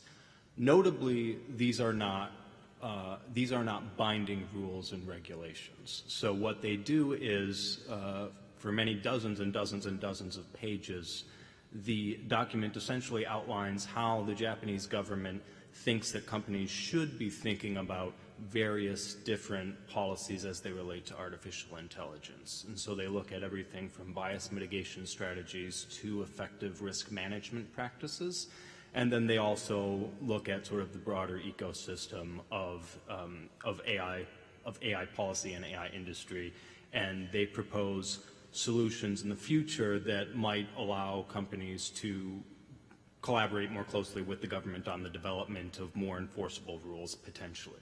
So essentially what it is I would think of it more as a roadmap to future regulatory development that creates that sort of enabling environment that companies can enter and work in a collaborative manner with the government to figure out what the best way forward is for AI policy development. So short version here would be what the Japanese government has is essentially a roadmap to future regulations. And in that respect, it's actually very similar to what the Singaporeans put out a number of years ago with their model AI governance policy. The only difference I would note between the countries, well, there are many differences between the policy approaches, but I would say the most notable difference between where the Singaporeans are and where the Japanese are right now, from my perspective, is the Singaporeans are actually essentially building something of a regulatory sandbox to work with companies, civil society, and other organizations to create a standards ecosystem, to build out the knowledge and the science and the expertise necessary to start putting into practice certain best practices in a way that leads us closer to developing more of a baseline set of metrics and measurements that we can use to actually assess what constitutes fair, unbiased artificial intelligence that conform to certain national policy expectations. Thank you very much. I now offer the floor to the delegation from Canada. Thank you very much, Chair, and good morning to you. Good morning, Secretary Osborne, and good morning to all of the distinguished ambassadors and colleagues around the table. Chair, we would like to thank the presenters for the compelling and interesting presentations and information that they offered this morning. It's certainly an issue that we'll be taking back to our capitals and informing them of the work that is taking place in this important area. But my delegation wanted to take the floor this morning to welcome you, Mr. Lamberts. We're very, very happy to have you. And we wanted to note our full support for you in this role. We think that the questions that you're asking are absolutely on point, and our delegation looks forward to contributing to help you shape that vision and ensure that that your department and that the Secretariat continues to add value and pursue a path of real value add. So thank you, welcome back, and we look forward to working with you. Thank you, Canada. I now offer the floor to the Ambassador of Panama. Muchas gracias, Presidenta. Creo que voy un poco también en la línea de la delegación de Canadá, Secretaria Ejecutiva Osborne. Yo quería también aprovechar para dar la bienvenida al nuevo director y aprovechar también que en su presentación ha mencionado quizás 3 puntos que me hacen mucho sentido y que quisiera sobre eso hacer una pregunta. Habló rápidamente que no necesariamente se es experto en algo, pero se reconoce la interseccionalidad, la intersección entre un tema y otro, y expresó su visión de integralidad, y particularmente me gustó como un reenfoque en cómo agregamos valor a estos procesos en los que estamos de desarrollo. Y esta es mi pregunta, así como también para seguir conversando y ponernos a su disposición para ir construyendo esa visión a lo interno de la organización. ¿Cómo logramos de alguna manera romper con esta mirada de que la sostenibilidad es algo técnico y no es algo de la mayor relevancia política para nuestros estados? ¿Cómo podemos contribuir que en este foro de diálogo político podamos elevar la discusión política sobre el desarrollo integral y que realmente sea un espacio, una caja de resonancia para el cumplimiento de los objetivos regionales que tenemos? Lo dejo ahí como primera pregunta provocadora para ese reenfoque de nuestro trabajo. Gracias. Gracias a la delegada de Panamá. Bueno, la pregunta es muy importante y no es sencillo y no lo puedo responder completamente hoy, pero 100% de acuerdo de que el tema de desarrollo sostenible es algo comprensivo. O sea, no se habla solamente de medio ambiente, sino incluye todos los aspectos de desarrollo económico, por ejemplo. Entonces, tenemos que pasar desde pensar en el contexto de que desarrollo sostenible es algo técnico, sino es algo que nos impacta a todos, la vida, el financiamiento de todo nuestro aspecto en el gobierno. O sea, tenemos que pensar en la conexión entre diversos aspectos de nuestro medio ambiente, seres humanos y la economía. Nosotros como el DSD tenemos capacidad limitada en cuanto a recursos humanos y financieros. Lo que queremos hacer junto con ustedes es pensar cómo es que podemos elevar este tema a un nivel principal en cuanto al ambiente político en esta región y qué son los puntos específicos donde nosotros podemos añadir valor. Y estoy hablando de limitar las áreas técnicas, no en expandir y tratar de hacer 20 cosas más o menos, sino cuáles son los 3 o 4 áreas donde podemos realmente contribuir al futuro de este hemisferio.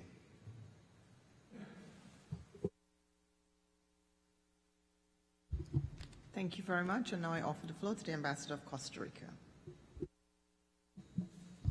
Muchas gracias, señora presidenta, y muchísimas gracias a todos por las presentaciones, especialmente la presentación realizada por la señora Eliana Ulate, que puso en ejemplo todas las acciones que está tomando Costa Rica para implementar esta política de inteligencia artificial en la toma de decisiones y en la implementación de planes estratégicos. Al respecto, quisiera nada más hacer una breve mención y agradecer las exposiciones, en particular la del nuevo director, a quien le damos la bienvenida, porque él mencionaba la interconexión de ramas y nosotros desde la Cancillería de Costa Rica hemos institucionalizado una estrategia también de diplomacia económica, donde uno de los pilares es la diplomacia científica. Y precisamente el papel de las embajadas y de las misiones, acercando a esa conexión entre la ciencia y la diplomacia. Nosotros tenemos ejemplos de éxito donde hemos trabajado acercando a instituciones científicas de otros países, por ejemplo, el USGS de Estados Unidos o la NASA de Estados Unidos, con nuestras autoridades en Costa Rica, para que podamos hacer proyectos donde la toma de decisiones tiene una base científica.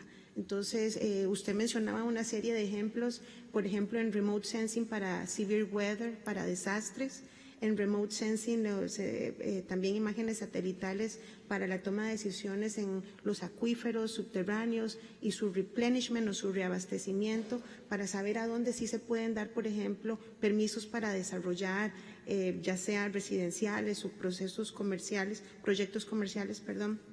Entonces, nada más quería hacer este aporte en el entendido de que también queremos eso desde la OEA, desde la multilateralidad, que podamos aportar a nuestros ciudadanos y a nuestras instituciones, reforzando las capacidades a través de la ciencia y la diplomacia en los temas que usted tan elocuentemente mencionó. Así que cuenta con el apoyo de mi delegación y muchas gracias a la presidencia por convenir a esta reunión tan importante. Muy amable. Muchas gracias. A Costa Rica también a ustedes felicidades. Es un país que conozco bien y que uno de los primeros países para tener un ministro integrado de desarrollo sostenible, el país que ha tenido éxito en generar electricidad desde recursos renovables 100% por cierto punto del año, y un país con quizás mayor áreas protegidas en la región. Entonces a ustedes mucha felicidad también.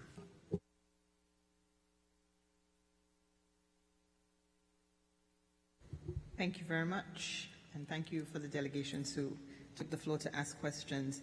I'd like to direct a question to Mr. Hagemann, and thank you again for the presentation and for highlighting the importance of enabling environment for countries to harness the potential of artificial intelligence. My question is two-part. What are the niches where you see countries in the Americas playing a role in developing and benefiting from AI? And how can IBM collaborate with the OAS to seize these opportunities? Well, thank you for the question. I'll start with the second question, how can IBM collaborate? We are a very collaborative company, so we are always open to thinking through new ways that we can work together with our friends in positions of policy making around the world.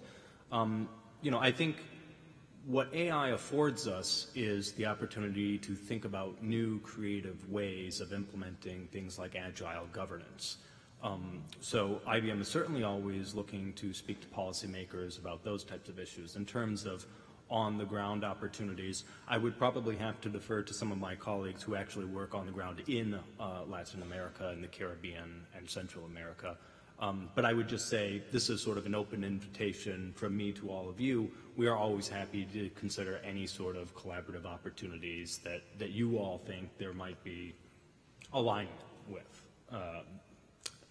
In terms of the niche areas in AI that the different countries in Latin America, Central America, and the Caribbean are working on, you know, I admit that I'm a little bit more ignorant about some of the on-the-ground developments in AI research and development there, more so than I am in some other corners of the world. Most of the regulatory conversation over the last year and a half, 2 years or so, has primarily been dominated by everything that's going on in the European Union.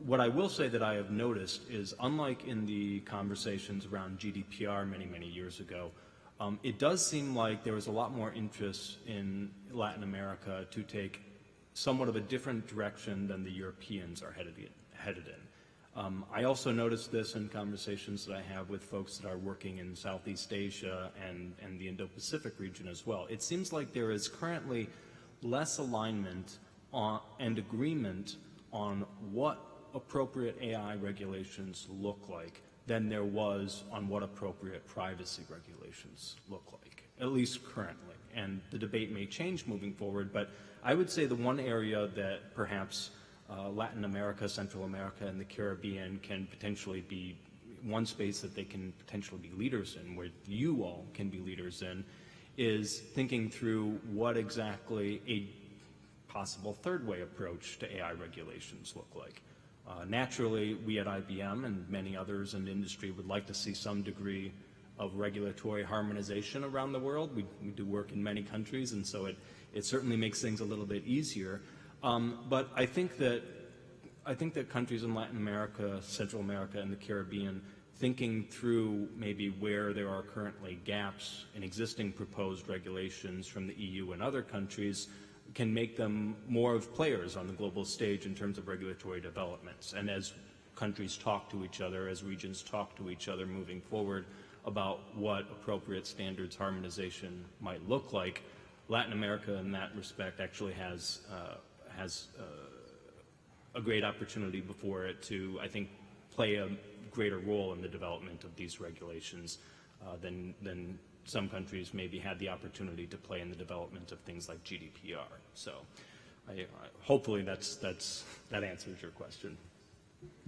It does, and I want to say that I hope this interaction here today is one of learning for you, as well as you've shared with us, because you'll hear from member states in a short while and you'll get a sense of what's going on as well. But thank you so much for sharing that.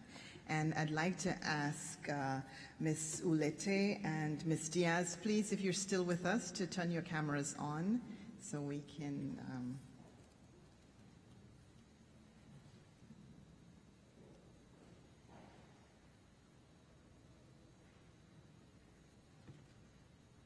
Thank you so much, and I'll direct my first question to Ms. Ulate. And again, thank you for your remarks and for sharing the issues on AI from a Costa Rican perspective. My question to you, and it's two-part as well, what are the key areas where Latin America and the Caribbean policymakers can collaborate to address the gaps in the region with respect to artificial intelligence? And I know you just spoke about that. And what are the issues where you think the OAS can focus to foster AI readiness in the Americas? If we can hear your point of view on that, thank you. Muchas gracias, señora presidenta. Sí, efectivamente, considero que algo que necesitamos la región, no solo Costa Rica, es la generación de capacidades. Hemos estado muy acostumbrados a una educación tal vez tradicional, y en esto de las tecnologías convergentes necesitamos hacer un repensar y empezar a generar otras habilidades, otras capacidades, intercalar diferentes ciencias para poder generar resultados adecuados.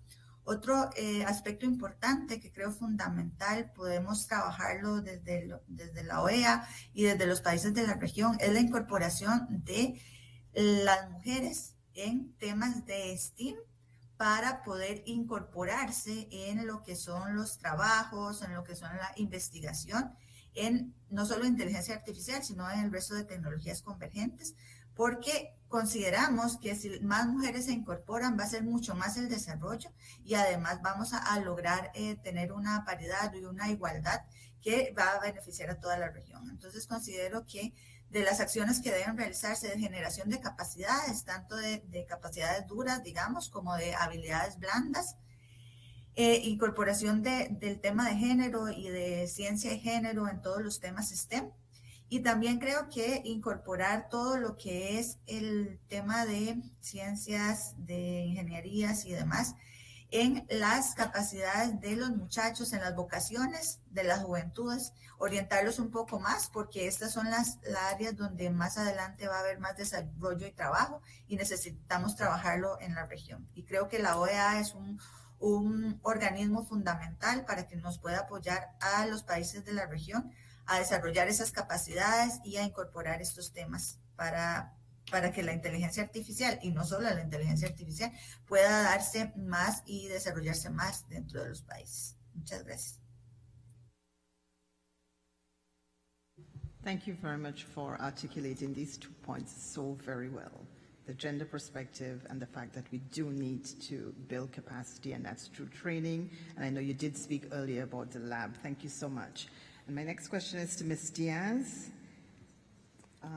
How can we foster more collaboration among universities and research centers in the region to provide practical solutions to advance sustainable and resilient green economies and societies in the OAS member states?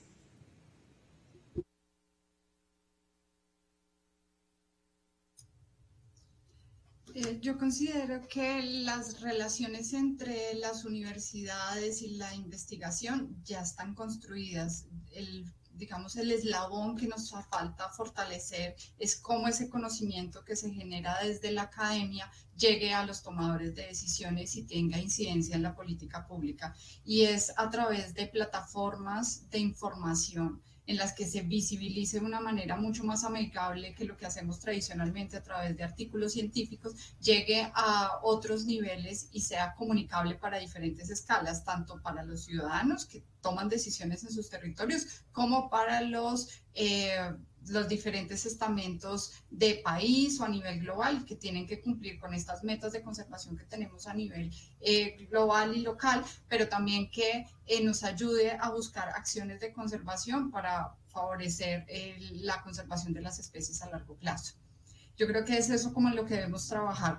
La investigación requiere de fortalecimiento a través de la cooperación internacional. Probablemente desde los diferentes países tengamos desarrollos particulares y yo creo que en la medida que tengamos mesas de diálogo o de visualización de la información, como este espacio que tenemos hoy acá, probablemente se puedan fortalecer los procesos y no tener que empezar desde cero en los diferentes países, sino que tengamos una visión de región en la que entre todos podamos construir conocimiento colectivo y nos apoyemos en lograr ese intercambio masivo de datos, de información, de tecnologías. Thank you so very much. We do appreciate you answering the question so very well. And what I picked up this morning was the intersectionality between private sectors, the academies and universities, and the public sectors as well. So it's an all-of-society approach to make sure that we have these synergies. And to Mr. Lambredes, I think it is. Say that again for me. I said it right. Oh, there we go. I know you shared with us some of your perspectives this morning, and thank you so much. You touched on the priorities and the critical areas for the OAS under the scope of the area of sustainable development. You did share with us as well some of the questions that you hope we can answer during your time here, but I just want to ask, do you have any key recommendations on how the OAS member states can support these priorities? I guess my answer is quite simply open dialogue. I really want to encourage a conversation through which we can put our cards on the table and really identify critical priorities and then begin to target efforts, resources, energy towards addressing those challenges. We know the challenges are massive and we can't do everything, but where are those areas where a unique organization like the OAS with tremendous convening power, access to technical knowledge and commitment, can add value throughout the region. So I'll just simply say, Madam Chair, be open to dialogue and then really roll up our sleeves and work together to address these challenges. Thank you very much. And before we get into the dialogue with member states, I'd like to offer the floor to our Executive Secretary, Kim Osborne. Thank you, Madam Chair. And I could not allow us to continue without responding to two things. One, to really congratulate all member states. We heard from Costa Rica and Colombia on what they're doing, and it's really just brilliant work. So congratulations, and I hope that we can share those experiences with other member states. The ambassador from Panama raised an important issue that I wanted to respond to, Ambassador, specifically. I think what we heard in Dominica last week, as we had this regional dialogue on developing a mechanism for science and data to inform decision-making at the policy level. What came across was, in very many of the discussions, was the need to link foreign policy with sustainable development, right? Because what you're doing as advocates and representatives of your country is elevating your country's needs, what your countries are doing within the national context to share with the world and to determine how best organizations such as the OAS can serve the needs of our member states. How best can we as a region develop collectively? So I would submit that what we need to do here is to have more dialogue around building policy consensus for the region. As we look at, for example, going into some of the international meetings, can we have those discussions as to what our country's positions are, going, for example, to COP27? Can that dialogue and the sharing of information and the policies that we want to advance at the international level, can we do so within the context of the OAS? So, Ambassador, I would say that this is a real issue that we have to take on within the context of CIDI, not just to look at the technical areas, which is what the Secretariat is mandated to do, but at the policy level where you sit to bring forward your country's foreign policy agenda, yes, but your development agenda and that intersection of the two for that dialogue within the context of CIDI. And before I close, Madam Chair, I wanted to also indicate that where we're going, I believe Ambassador from Costa Rica mentioned the need for science and data to inform decision making. I think that we're building that capacity within the Caribbean region. Last week we had a discussion with the leading organizations that are working on science and data regarding disaster risk management and resilience. So NOAA, NASA, Geospatial Institute, Meta, the private sector, academia, all met, Harvard University, University of Chicago, University of the West Indies, all meeting within with policymakers from our countries to really determine what that mechanism for decision making looks like. So that when a policymaker is thinking of locating or relocating a community, what does the data tell us in terms of the propensity for floods, or the amount of rainfall that's going to take place, or what have you, so that we can make better decisions. And I think we really need to look at that across the board in all of our member states to make sure that decisions are made from an evidence-based perspective, and that's where we're heading, and we look forward to hopefully working with Costa Rica and the brilliant work that you're doing in that regard. And finally, Chair, I want to take the opportunity, you've heard from our new director, Mark Lambridis. I believe for a long time we've had this gap in sustainable development. One of the most critical areas for all of our member states. And I'm very pleased that we now have Mark Lambridis on board.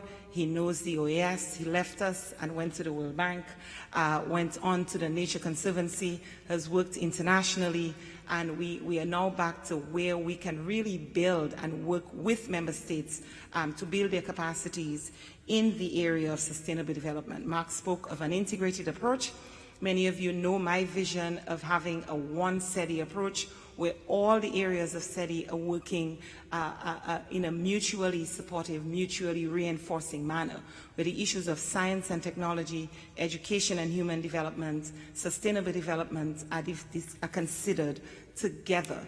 And I would venture to say that what we need as well is an all of the OAS approach to our development needs, to our sustainable development need, as this is an area that is cross-cutting across secretariats. So simply, again, to thank those who have intervened so far to welcome Mark Lambridis. We will be making the rounds over the next few weeks to listen and to hear where member states would like the department to go in terms of our work, which is of critical, of urgent importance to the region. So again, my personal welcome to Mark as part of my team, and we look forward to working with all of you over the next few years. Yeah, thank you. Thank you, Madam Secretary. I do see a request for the floor from the delegation of El Salvador.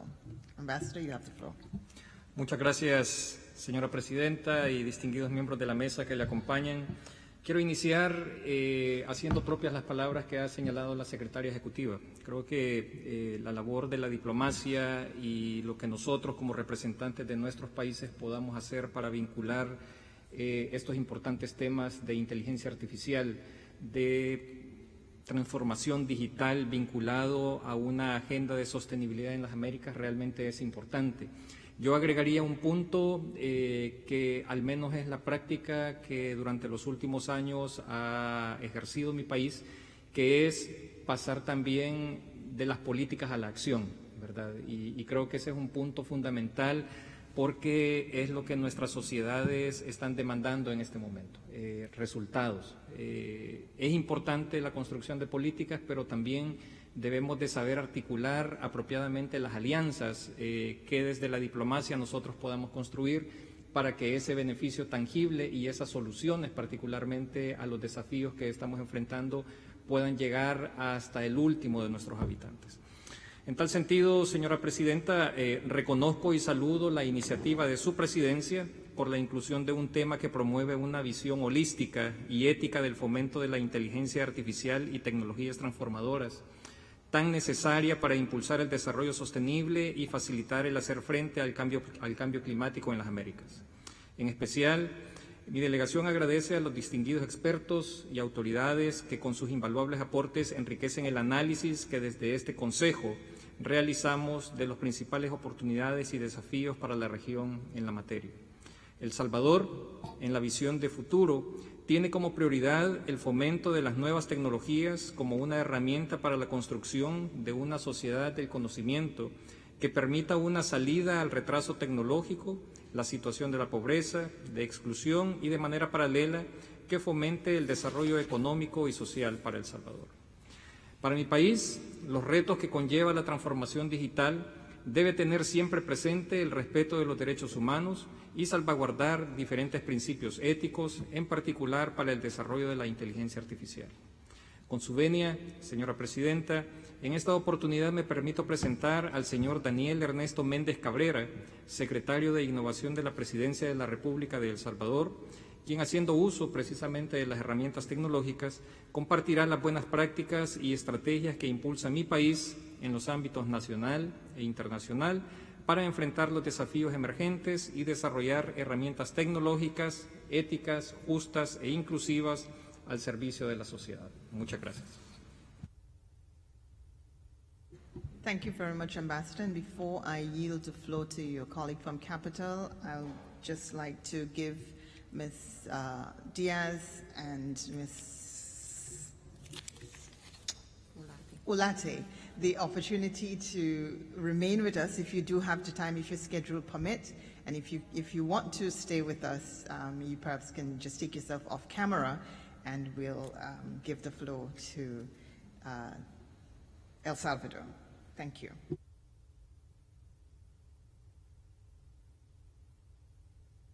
Conlleva avances científicos y tecnológicos y con ello la necesidad de adaptación y cambio hacia la globalización.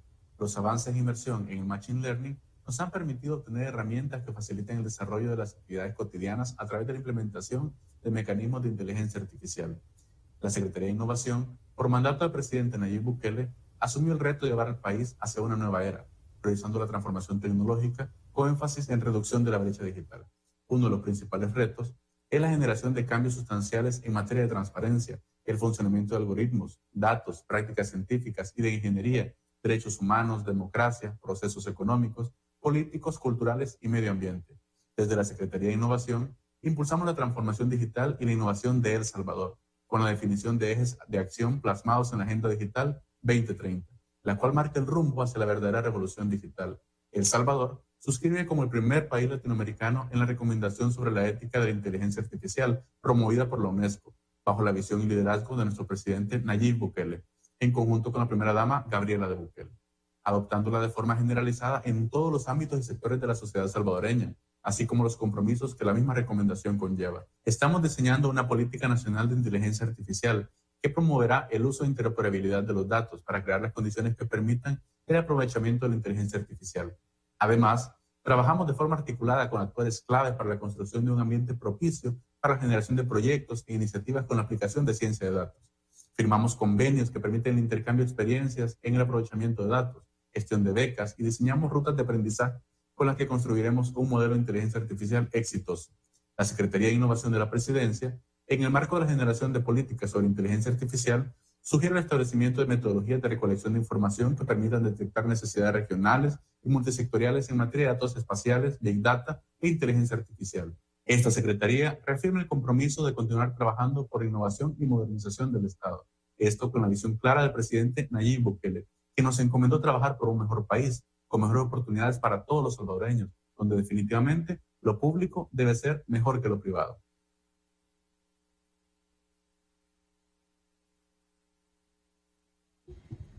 Thank you so much to the Secretary for Innovation of El Salvador, and thank you for what I thought I heard was an offer of cooperation.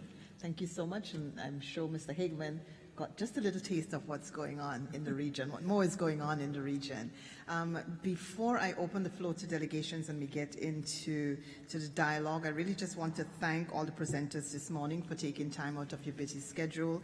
And if I need to release anyone, consider yourself relieved, so you can go on to other duties. But if you can stay, I'm sure that the discussion would be very interesting. So if you can stay with us, I encourage you to stay. But thank you so much for joining us today in this discussion and bringing to light a topic that is just so important and so far-reaching for the region. So without further ado, I'd like to offer the floor to Panama. Muchas gracias otra vez, señora presidenta. La delegación de Panamá agradece esta convocatoria. Debo decir que personalmente he disfrutado mucho esta sesión y esta primera parte del intercambio. Hay veces que suceden como tantas cosas en la OEA que uno no puede darle el tiempo realmente para participar en todo, pero me parece muy importante esta nueva faceta y los refuerzos en la Secretaría, y yo quisiera ver, así como tratamos de buscar consensos en todos lados, logremos consensos en términos de desarrollo sostenible. Corresponde a los Estados miembros intercambiar conocimientos y dar seguimiento a los avances en materia de inteligencia artificial y transformación digital, a fin de aprovechar las oportunidades que nos brinda la actualización constantemente de nuestras políticas públicas en aras de alcanzar resultados concretos en materia de desarrollo sostenible. Trabajar de manera conjunta como región es la forma más eficaz para enfrentar desafíos como la formación de mano de obra calificada, el cierre de brechas digitales y la falta de regulación en los marcos legales internos. La pandemia ocasionada por el COVID-19 aceleró incuantificablemente la transformación digital y constituyó un reto a nivel global acelerar las agendas nacionales con la esperanza de cubrir las necesidades emergentes.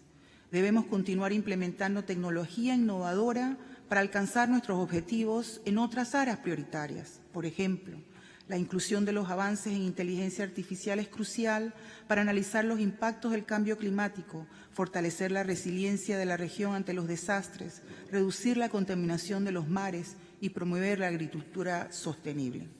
En este sentido, la Secretaría Nacional de Ciencia y Tecnología de Panamá, MICITT y el ICA firmaron un convenio de cooperación técnica para la creación del CIPAC, un centro de investigación para la producción de agricultura en ambiente controlado mediante el uso de tecnología. A su vez, este año se anunció la creación del INDICATIC AIP, el Instituto Nacional de Investigaciones Científicas Avanzadas en Tecnologías de Información y Comunicación, un centro que tiene como meta posicionar a Panamá como un generador de conocimiento, productos y procesos basados en tecnologías de la información y la comunicación. Por último, Panamá quisiera aprovechar este espacio para reiterar que la lucha y los esfuerzos para mitigar el cambio climático es una responsabilidad común, pero diferenciada. Y es por ello que procuramos contribuir de acuerdo a nuestras capacidades. Y uno de nuestros mayores logros y objetivos a largo plazo es mantenernos en el 2050 como uno de los países carbono negativo en el mundo. En este sentido, invitamos a los estados a participar en la conferencia Our Ocean, que se llevará a cabo en Panamá en marzo del 2023, con el propósito de continuar sosteniendo diálogos enriquecedores que nos permitan encontrar soluciones para proteger al planeta del cambio climático.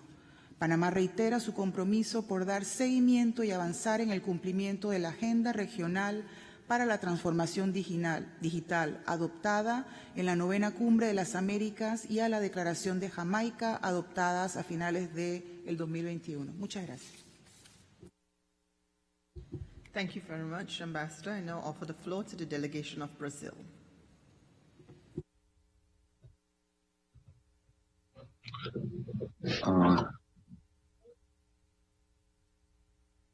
Hello, good morning. Can you hear me?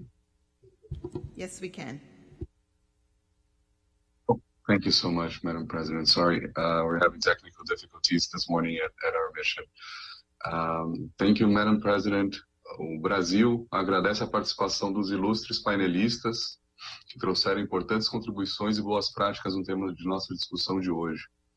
Gostaríamos de compartilhar as visões do governo brasileiro e algumas das boas práticas do nosso país nessa temática. Primeiro, é importante recordar que o Brasil defende o direcionamento de tecnologias emergentes para a promoção do desenvolvimento sustentável. É imprescindível reverter hiatos digitais e de dados em termos de infraestrutura, conectividade e acesso à base de dados, com atenção para a identidade cultural e a diversidade. O Brasil favorece a resposta global coesa, inclusiva e transparente na área de governança digital, na linha da Agenda 2030, com reforço na centralidade do multilateralismo e do tratamento de assimetrias de conhecimento e capacidades, tanto entre países como entre indivíduos.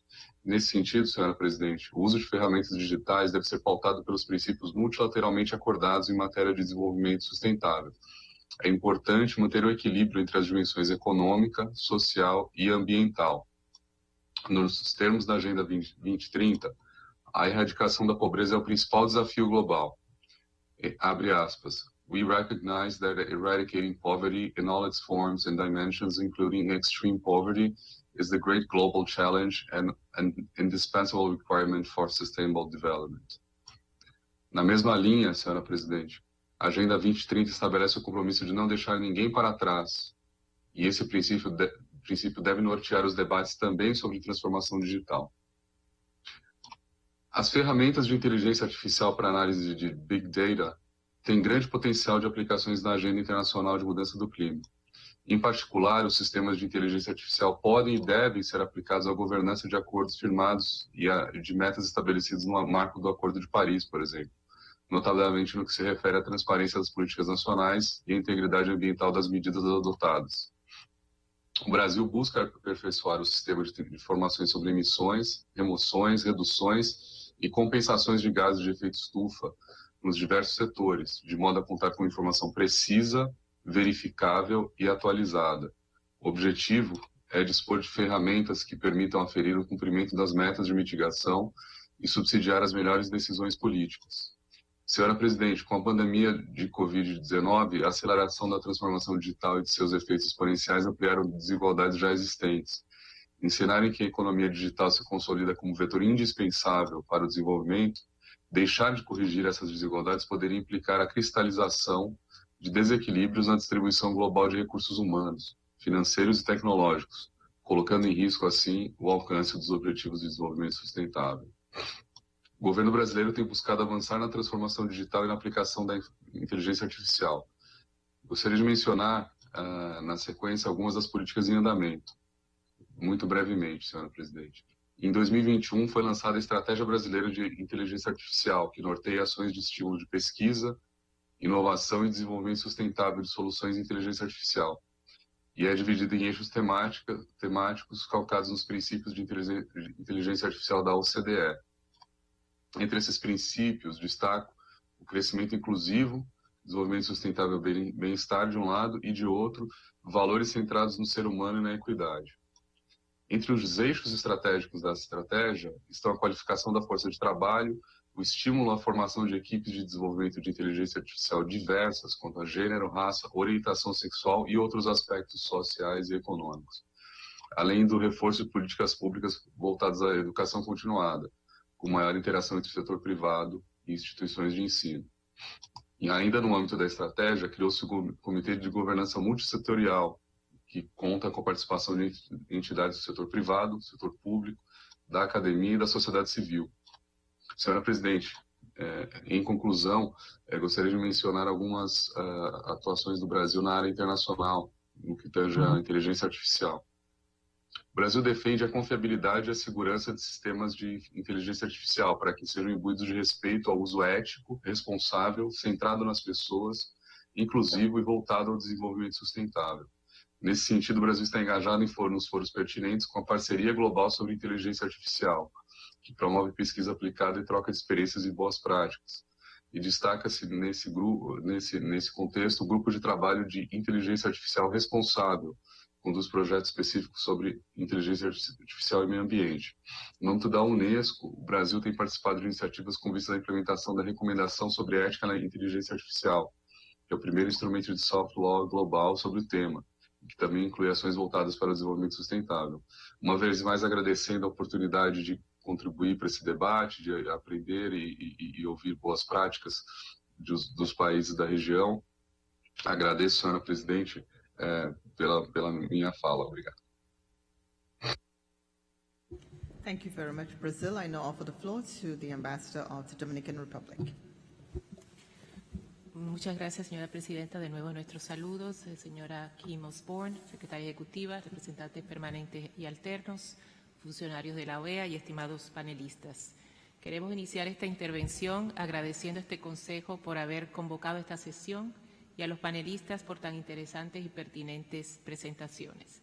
Como señalaba la representante permanente de Panamá, sesiones como estas, además de disfrutarlas por la innovación de los temas que aquí se han presentado, también nos permiten facilitar un espacio para poder escuchar sobre las experiencias y avances de otros países en este tema tan importante para nuestro hemisferio, escuchar de primera mano además la experiencia de actores como IBM en la región y en el mundo, y de allí que nos sirva también para identificar oportunidades que puedan ser implementadas en nuestro país y que nos permitan seguir avanzando en este tema. Queremos también aprovechar esta ocasión para darle la más cálida bienvenida al señor Mark Lambridge, director del Departamento de Desarrollo Sostenible, y reiterarle el apoyo de nuestra delegación para poder sumar esfuerzos en avanzar los temas que tan claramente expuso en su intervención de esta mañana. En cuanto a nuestro país, la República Dominicana se encuentra actualmente en un proceso de transformación de sus instituciones, utilizando diversas plataformas que, apalancadas a la inteligencia artificial, buscan analizar, eficientizar y predecir tendencias sobre el manejo de los datos y las informaciones públicas. En materia normativa y junto al Gabinete de Innovación del Gobierno, estamos definiendo las líneas para la construcción de una estrategia nacional de inteligencia artificial, con el propósito de plantear políticas, acciones y proyectos que nos permitan basarnos en la inteligencia artificial generada en el país. Un gran logro de la Oficina Gubernamental de Tecnologías de la Información y Comunicación ha sido el lanzamiento del primer laboratorio de innovación digital de la República Dominicana, el cual se enfoca, entre otros temas, en dar apoyo a las instituciones del gobierno electrónico y diseñar soluciones técnicas en la obtención de los servicios a los ciudadanos. La Oficina Gubernamental de Tecnología ha diseñado y desarrollado proyectos técnicos enfocados en educación y sistemas de becas, atención ciudadana, seguridad, salud e inmunización, Smart City, inteligencia artificial, turismo y transporte, entre otros. Esto, señora presidenta, en el ánimo de dar una pincelada sobre lo que nuestro país viene realizando en el sector de inteligencia artificial y reiterarle nuevamente nuestro agradecimiento a la CIDI por esta convocatoria y por la interesante e innovadora información que aquí hemos escuchado en el día de hoy. Muchas gracias, señora presidenta. Thank you very much. I now offer the floor to Ambassador Luis Elena Baños of Mexico.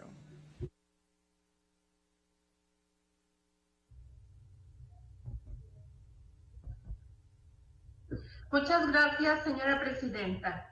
México considera que la inteligencia artificial y la digitalización constituyen una oportunidad única para promover el desarrollo y el crecimiento de nuestras sociedades, así como para paliar la pobreza, eliminar las desigualdades y construir sociedades más justas e inclusivas.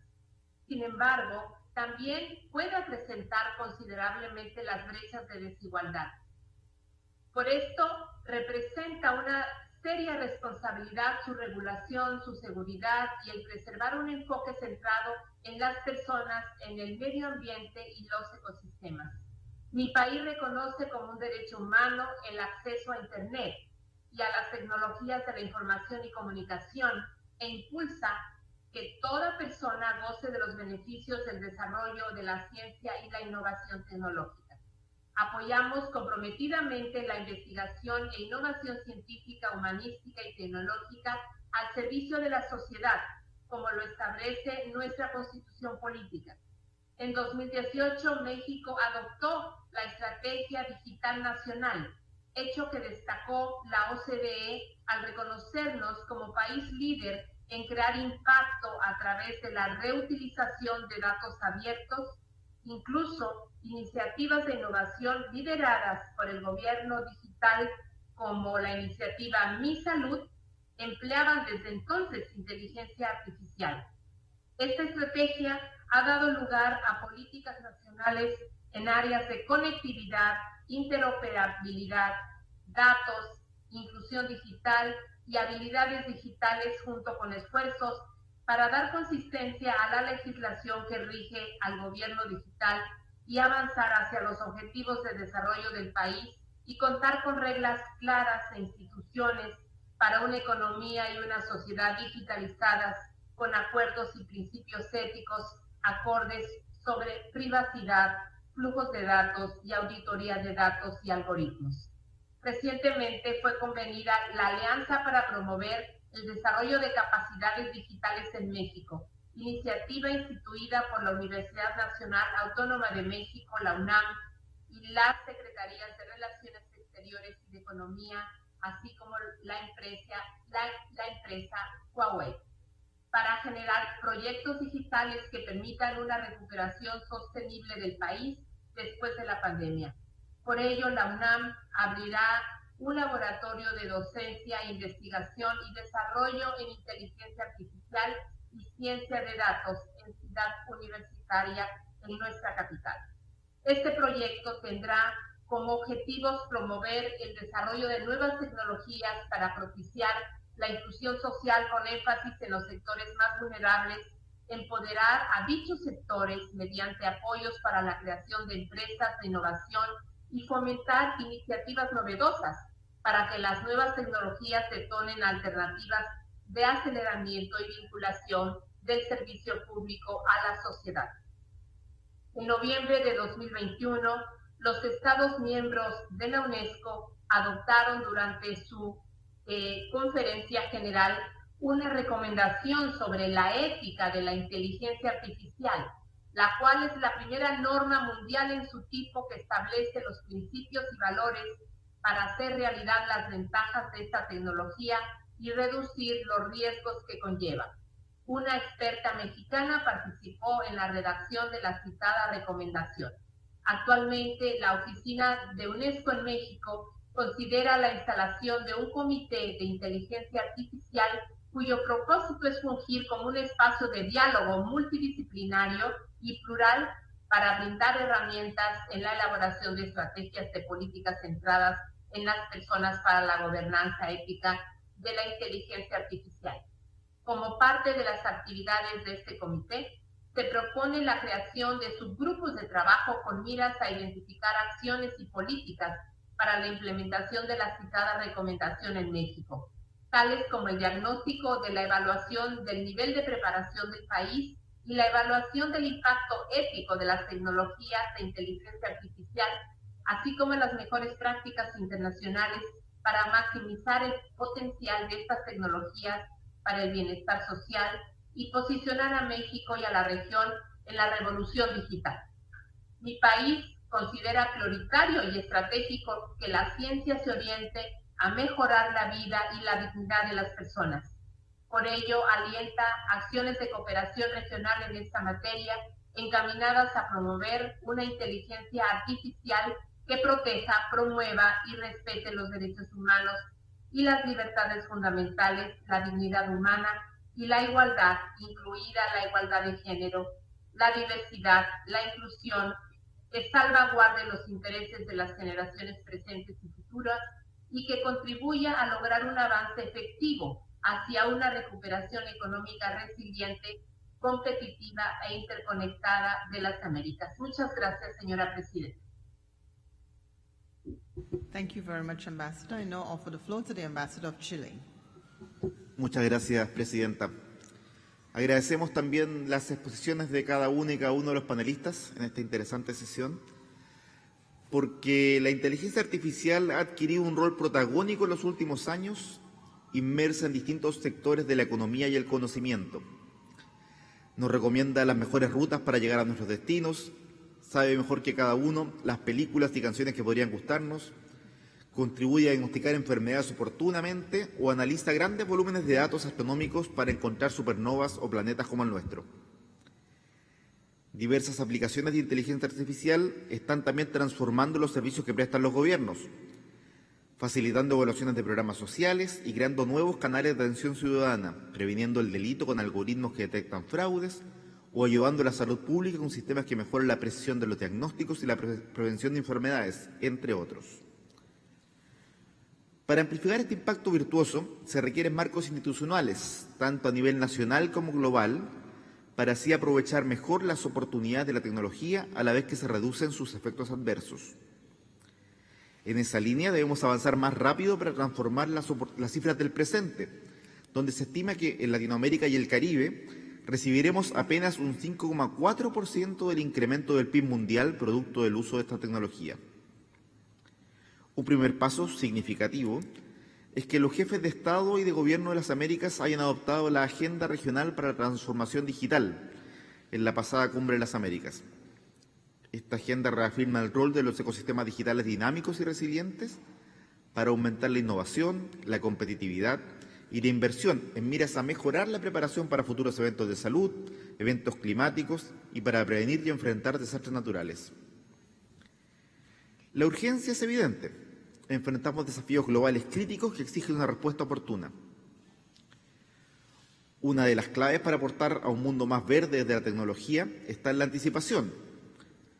Los fenómenos meteorológicos extremos, como huracanes, tormentas intensas e inundaciones, están aumentando en frecuencia e intensidad debido al cambio climático.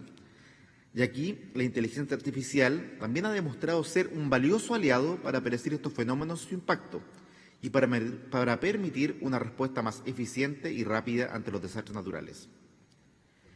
También es posible y se hace utilizar técnicas de inteligencia artificial para conseguir energías renovables, como la solar o la eólica, como vimos en estas sesiones, más eficientes gracias a la predicción tanto de la meteorología como de la demanda energética. Quizás, estimadas y estimados colegas, cuando hablamos de algoritmos, playlists y rutas más rápidas para llegar a casa, nos deslumbra tanto cada uno de estos árboles que perdemos de vista el bosque. El bosque que conforman todos estos árboles con los que interactuamos a diario es, a criterio de Chile, la oportunidad de mejorar la calidad de vida de nuestras sociedades.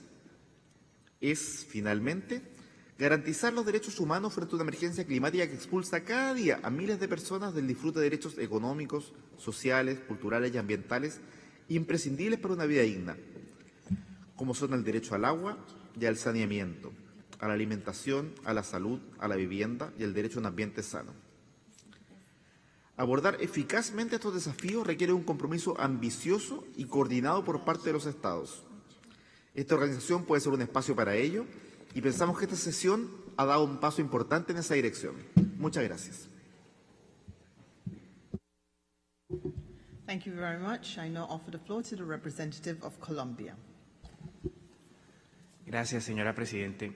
Mi misión agradece la posibilidad de discutir sobre esta importante materia en el seno del CIDI, así como las valiosas intervenciones y recomendaciones hechas por los expertos el día de hoy, entre las cuales quisiera destacar la de la señora Angélica Díaz, experta del Instituto Humboldt, entidad líder en el conocimiento, la conservación y el uso sostenible de la biodiversidad, con el cual, me complace anunciar, la CIDI está negociando un memorando de entendimiento, el cual esperamos se formalice prontamente. Asimismo, deseo aprovechar la oportunidad para darle la bienvenida al nuevo director del Departamento de Desarrollo Sostenible, Brenes, a quien le deseamos éxitos en su gestión y le expresamos el apoyo de esta misión. Señora Presidente, reflexionar sobre el impacto y la importancia de la inteligencia artificial para el desarrollo integral y las oportunidades de la transformación digital en la sostenibilidad de la región desde una perspectiva de política pública implica dar una mirada a los avances que los gobiernos de la región y del hemisferio han tenido en la materia con una visión integral que contribuya a la plena implementación de los Objetivos de Desarrollo Sostenible y la Agenda 2030. En el caso de Colombia, hemos logrado posicionarnos como un líder regional y mundial en la construcción de una política pública de inteligencia artificial a partir de una visión técnica e integral, tarea que contó con el apoyo de socios como el BID y la CAF. Una de las características de esta política es precisamente la importancia que le da a la priorización del análisis e implementación de recomendaciones de sostenibilidad ambiental. Señora Presidente, Colombia reconoce el potencial de la inteligencia artificial en pronosticar patrones de cambio climático y aumentar la eficiencia energética, y al mismo tiempo considera que en el desarrollo de lineamientos de política pública sobre la materia es necesario ser conscientes de los efectos ecológicos de las nuevas tecnologías, por ejemplo, en áreas como el consumo de energía y emisiones de carbono. En ese sentido, una de las principales conclusiones en la intersección entre las posibilidades y oportunidades que ofrece la inteligencia artificial para la sostenibilidad es el uso de tecnología para la optimización y eficiencia de recursos naturales, así como para la medición de pronósticos climáticos, monitoreo de la biodiversidad y transformación digital de la agricultura. Asimismo, la inteligencia artificial en los análisis avanzados pueden contribuir de manera sustancial a conseguir los objetivos climáticos y de sostenibilidad de la Agenda 2030 de Naciones Unidas. Un reto clave planteado para su implementación es que los ODS están interconectados, lo cual requiere de una fuerte coordinación entre agencias. En el caso de Colombia se creó una comisión interministerial y se alinearon los esfuerzos en los ODS con el proyecto de inteligencia artificial para asegurar el más alto nivel de compromiso como estrategia de coordinación para supervisar la implementación de los ODS y romper con los aislamientos entre sectores. Por último, la digitalización tiene un gran potencial como un impulsor y eje transformador hacia un planeta más sostenible, permitiendo avanzar a un mundo más descarbonizado junto con una mayor independencia energética. Un ejemplo de ello es cómo se logran soluciones más eficientes para el consumo energético gracias a desarrollos tecnológicos que apunten al consumo responsable y sostenible y que además puedan dar cuenta de métricas y mediciones que permitan un mayor y mejor control sobre el consumo y el rendimiento. Muchas gracias. Thank you very much. I now offer the floor to the representative of Peru. Muchas gracias, señora Presidenta, Secretaria Ejecutiva Osborne. El Perú agradece a los expositores por las muy interesantes presentaciones y extiende deseos de éxito en su gestión al director Lambrides. La política general de gobierno del Perú establece entre sus prioridades dar impulso al gobierno y transformación digital con equidad, a fin de garantizar el acceso inclusivo, seguro y de calidad al entorno digital y el aprovechamiento de las tecnologías digitales en todas las regiones del país, considerando su diversidad cultural y las condiciones de vulnerabilidad de su población. Dentro de ese marco se ha elaborado la Política Nacional de Transformación Digital, enfocada en fomentar el ejercicio de la ciudadanía digital gracias a las capacidades digitales y de manera paralela, el Perú ha formulado una estrategia nacional de inteligencia artificial que tiene como objetivo impulsar el desarrollo de la inteligencia artificial para dinamizar la productividad de diferentes sectores económicos, asegurar la interconectividad y transmisión de datos para un uso oportuno, tomando en cuenta las dimensiones éticas que aseguren el respeto de los derechos fundamentales de los ciudadanos. La Estrategia Nacional de Inteligencia Artificial fue diseñada con el apoyo de organismos internacionales como la OCDE, la OEA y el BID, de expertos y de la ciudadanía, tomando en consideración la Agenda 2030 para el Desarrollo Sostenible, la hoja de ruta del Secretario General de las Naciones Unidas para la Cooperación Digital y los principios de la OCDE sobre inteligencia artificial. La estrategia peruana comprende la creación del Centro Nacional de Innovación e Inteligencia Artificial, cuya implementación está ya encaminada y a cuyo fin se cuenta con la cooperación de la República de Corea. De manera general, teniendo en cuenta que las aplicaciones de la inteligencia artificial pueden afectar a ciertas comunidades y acentuar brechas sociales, las iniciativas que el Perú ha venido implementando están destinadas a que todos los peruanos y peruanas desarrollen plenamente su ciudadanía digital, conozcan la tecnología, se beneficien de ella y puedan prevenir los riesgos que ésta conlleva.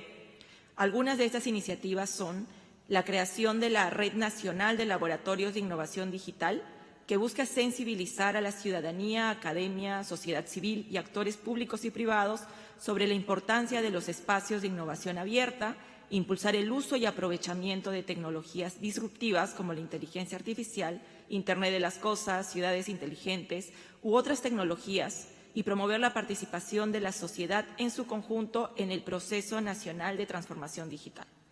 También la implementación de la Estrategia Nacional de Talento Digital, que toma en cuenta la diversidad de comunidades con un enfoque centrado en la interculturalidad, el territorio, el impulso de la participación de las mujeres en tecnología y el aprovechamiento de las tecnologías digitales de la cuarta revolución industrial.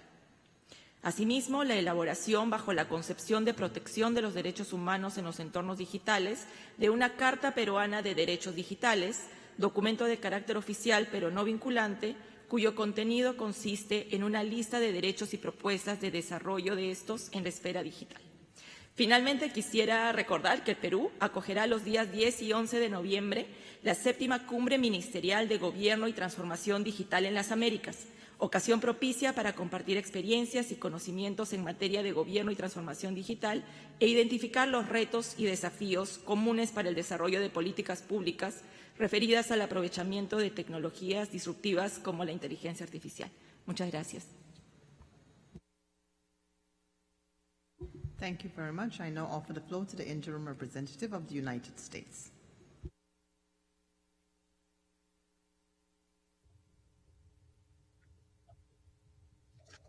Thank you. Good morning, Chair. On behalf of the United States, I'd like to express my gratitude for the excellent presentations of the distinguished panelists today. I hope some of them are still with us.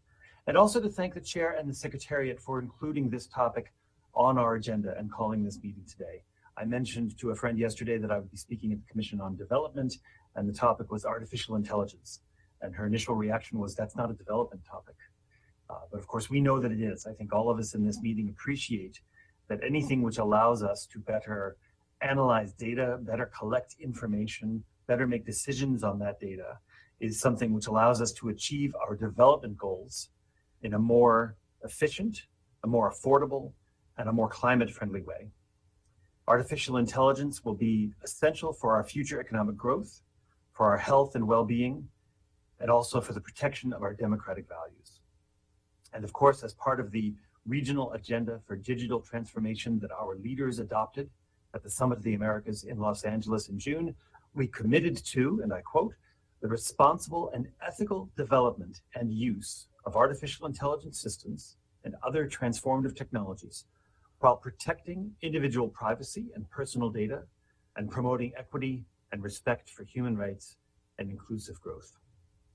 In addition to that commitment, the White House Office of Science and Technology Policy earlier this year published a blueprint for an AI Bill of Rights, which suggests 5 principles for the responsible development of AI technology. Those principles are safe and effective systems, algorithmic discrimination protection, data protection, notice and explanation, and human alternatives. It is the policy of the US government to promote the responsible design, development, and deployment of artificial intelligence in line with democratic values and respect for human rights.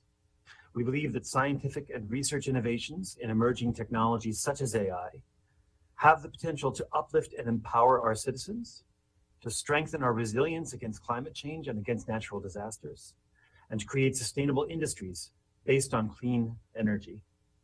Our goal is a strong network of countries, companies, and universities connected by shared values and a shared commitment to design, deploy, and use technology for the benefit of society. Together, we can strengthen open and interoperable systems, encourage the freedom of opinion and expression that lie at the heart of innovation, and defend each other against malign actors who are intent on acquiring technologies that could be used for good and instead use them for harm. The United States welcomes the opportunity to collaborate with like-minded partners on governance approaches to technology that will advance innovation, take a risk-based approach, address shared global challenges, and reflect and protect our shared democratic values. Thank you. Thank you very much to the United States.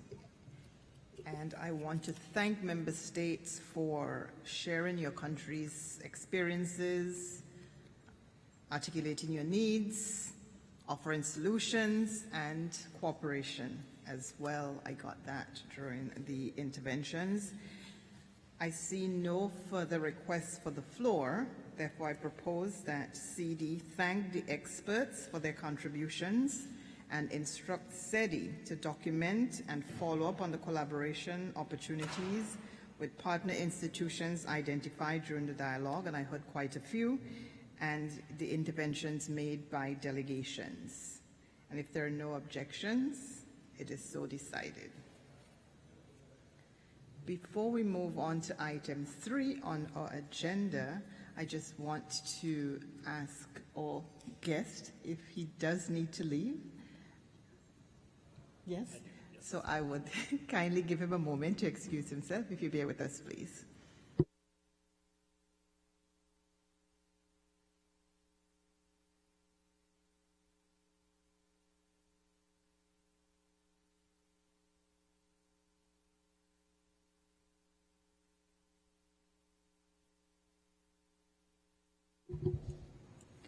The next item on the agenda refers to 3 meetings of ministers that are scheduled to take place during the current semester in the framework of CIDI. For better organization, I would propose that we consider each meeting individually. The first meeting is the 9th Inter-American Meeting of Ministers of Culture and Highest Appropriate Authorities, to take place October 27th and 28th in Guatemala. This item, with regards to the ministerial meeting on culture, refers to the list of observers and special guests. In accordance with Rules 17 and 18 of the Rules of Procedure on Ministerial Sectorial Meetings, the provisional list requires the authorization of this meeting. To comply with the rules, CIDI approved the proposed list of observers and special guests in document CD/doc 36/22 revision during its regular meeting held on September 27th.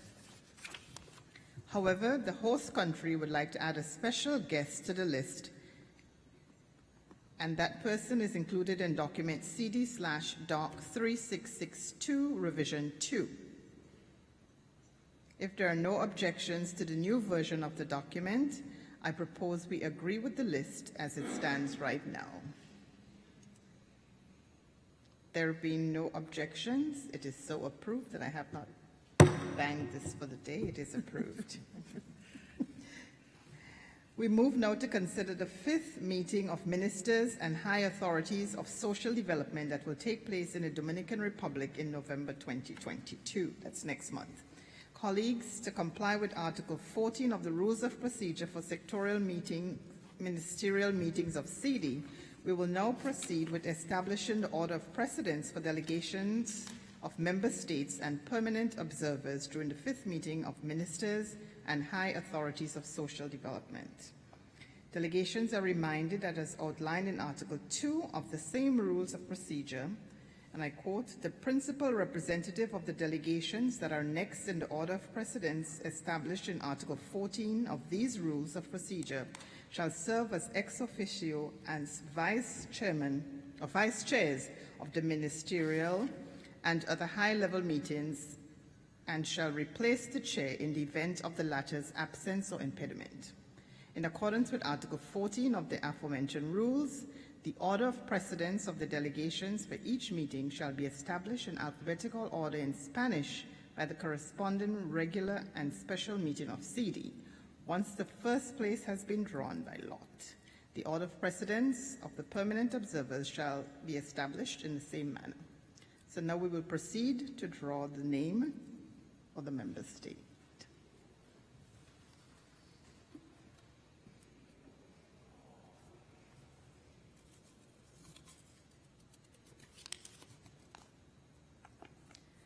Guatemala. The first place among member states is Guatemala. Now we will draw the name of the permanent observer that will take the first place. It's a bigger box, a deeper box at least. Italy. The first place among the permanent observers is Italy.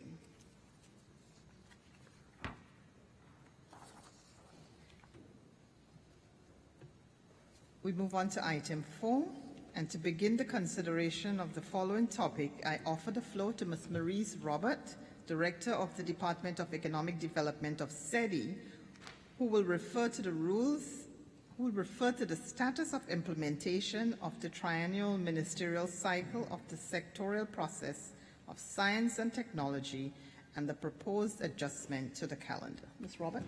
Thank you so much, Chair, and allow me just to welcome my good friend Mark here. Welcome back.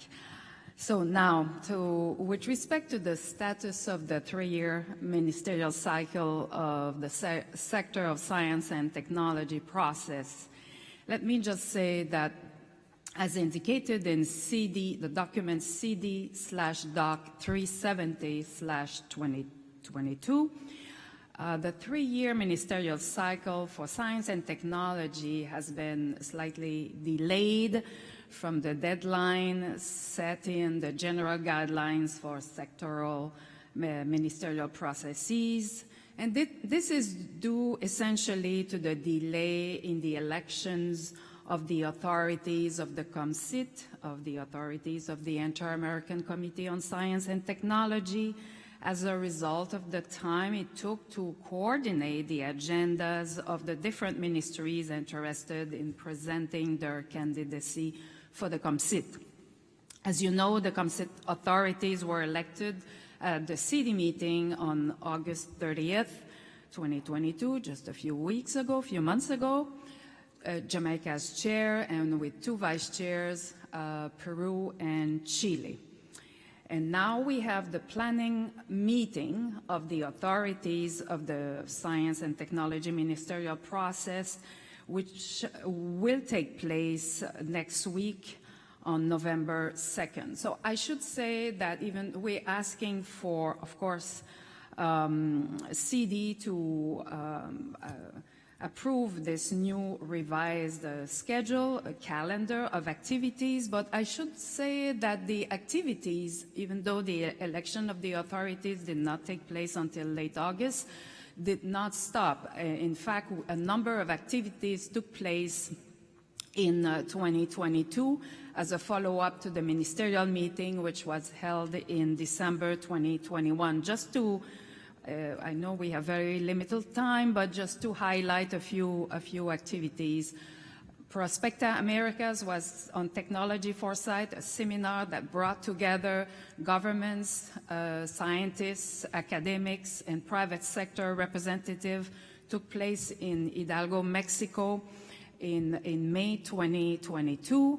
We also, before the Summit of the Americas, Jamaica presented the result of the ministerial meeting to the Summit of the Americas, and one of the groundbreaking initiatives that came out of the ministerial meeting in December 2021, the OAS Youth Academy on Transformative Technology, began really in earnest in 2022 with, in particular, one course on augmented reality that we are offering in cooperation with Meta. As you know, the OAS Youth Academy on Transformative Technology, its goal is to train, certify, and expand job opportunities for 10,000 youth in transformative technologies by 2024, and in that regard, to address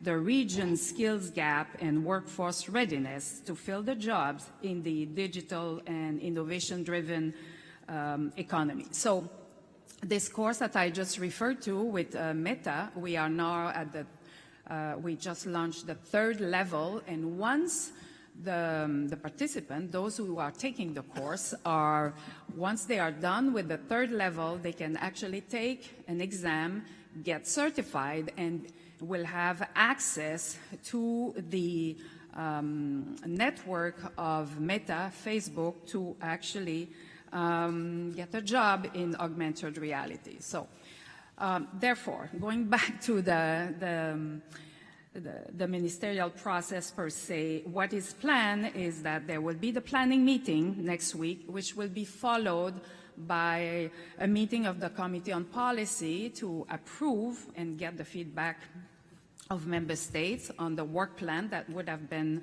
discussed at the planning meeting. The Committee on Policy will probably meet in later this year or early 2023. This will be followed by the 10th meeting of the MICITT sometime in early fall 2023, and then this will culminate with in 2024 with the ministerial meeting and all the necessary meetings that will take place before the 7th meeting of ministers and high authorities of science and technology. So, Madam Chair, in short, we would like to kindly ask CIDI to approve this revised schedule for the 3-year ministerial cycle of the sector of science and technology. Thank you, Madam Chair. Thank you very much, Ms. Robert. Colleagues, we have heard that the science and technology sector has continued to work, and the reasons that have prevented the ministerial process from strictly following the calendar of CIDI for the ministerial cycle. However, both the Inter-American Committee on Science and Technology, with its newly elected authorities, as well as the Technical Secretariat, are ready to continue advancing the tasks with a view to implementing the plan of action approved by the ministers and to develop the committee's work plan. I offer the floor to those delegations who wish to refer to the information shared by the Technical Secretariat and the adjustment it proposes to the calendar so that the planning meeting of the authorities of the ministerial process of science and technology can be held virtually on November 2nd. Seeing no requests for the floor, I take it then that CIDI agrees with the Secretariat's proposal and approves the modification to the timetable. There be no objection. The adjustments to the calendar of the sectorial process on science and technology as set forth in document CD/doc 370/22 is approved on an exceptional basis and in accordance with the general provisions of the guidelines for sectorial meetings of CIDI at ministerial level. CIDI also approves the planning meeting of the authorities of the ministerial process of science and technology to take place virtually on November 2nd, 2022, and it is so approved. I know you'd be happy because we've concluded the agenda items for today's meeting.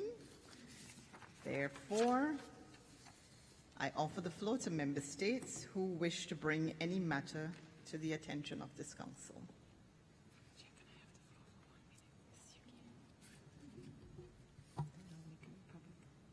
I recognize the Dominican Republic. Muchas gracias, señora presidenta, y agradecemos la oportunidad de hacer uso de la palabra nueva vez.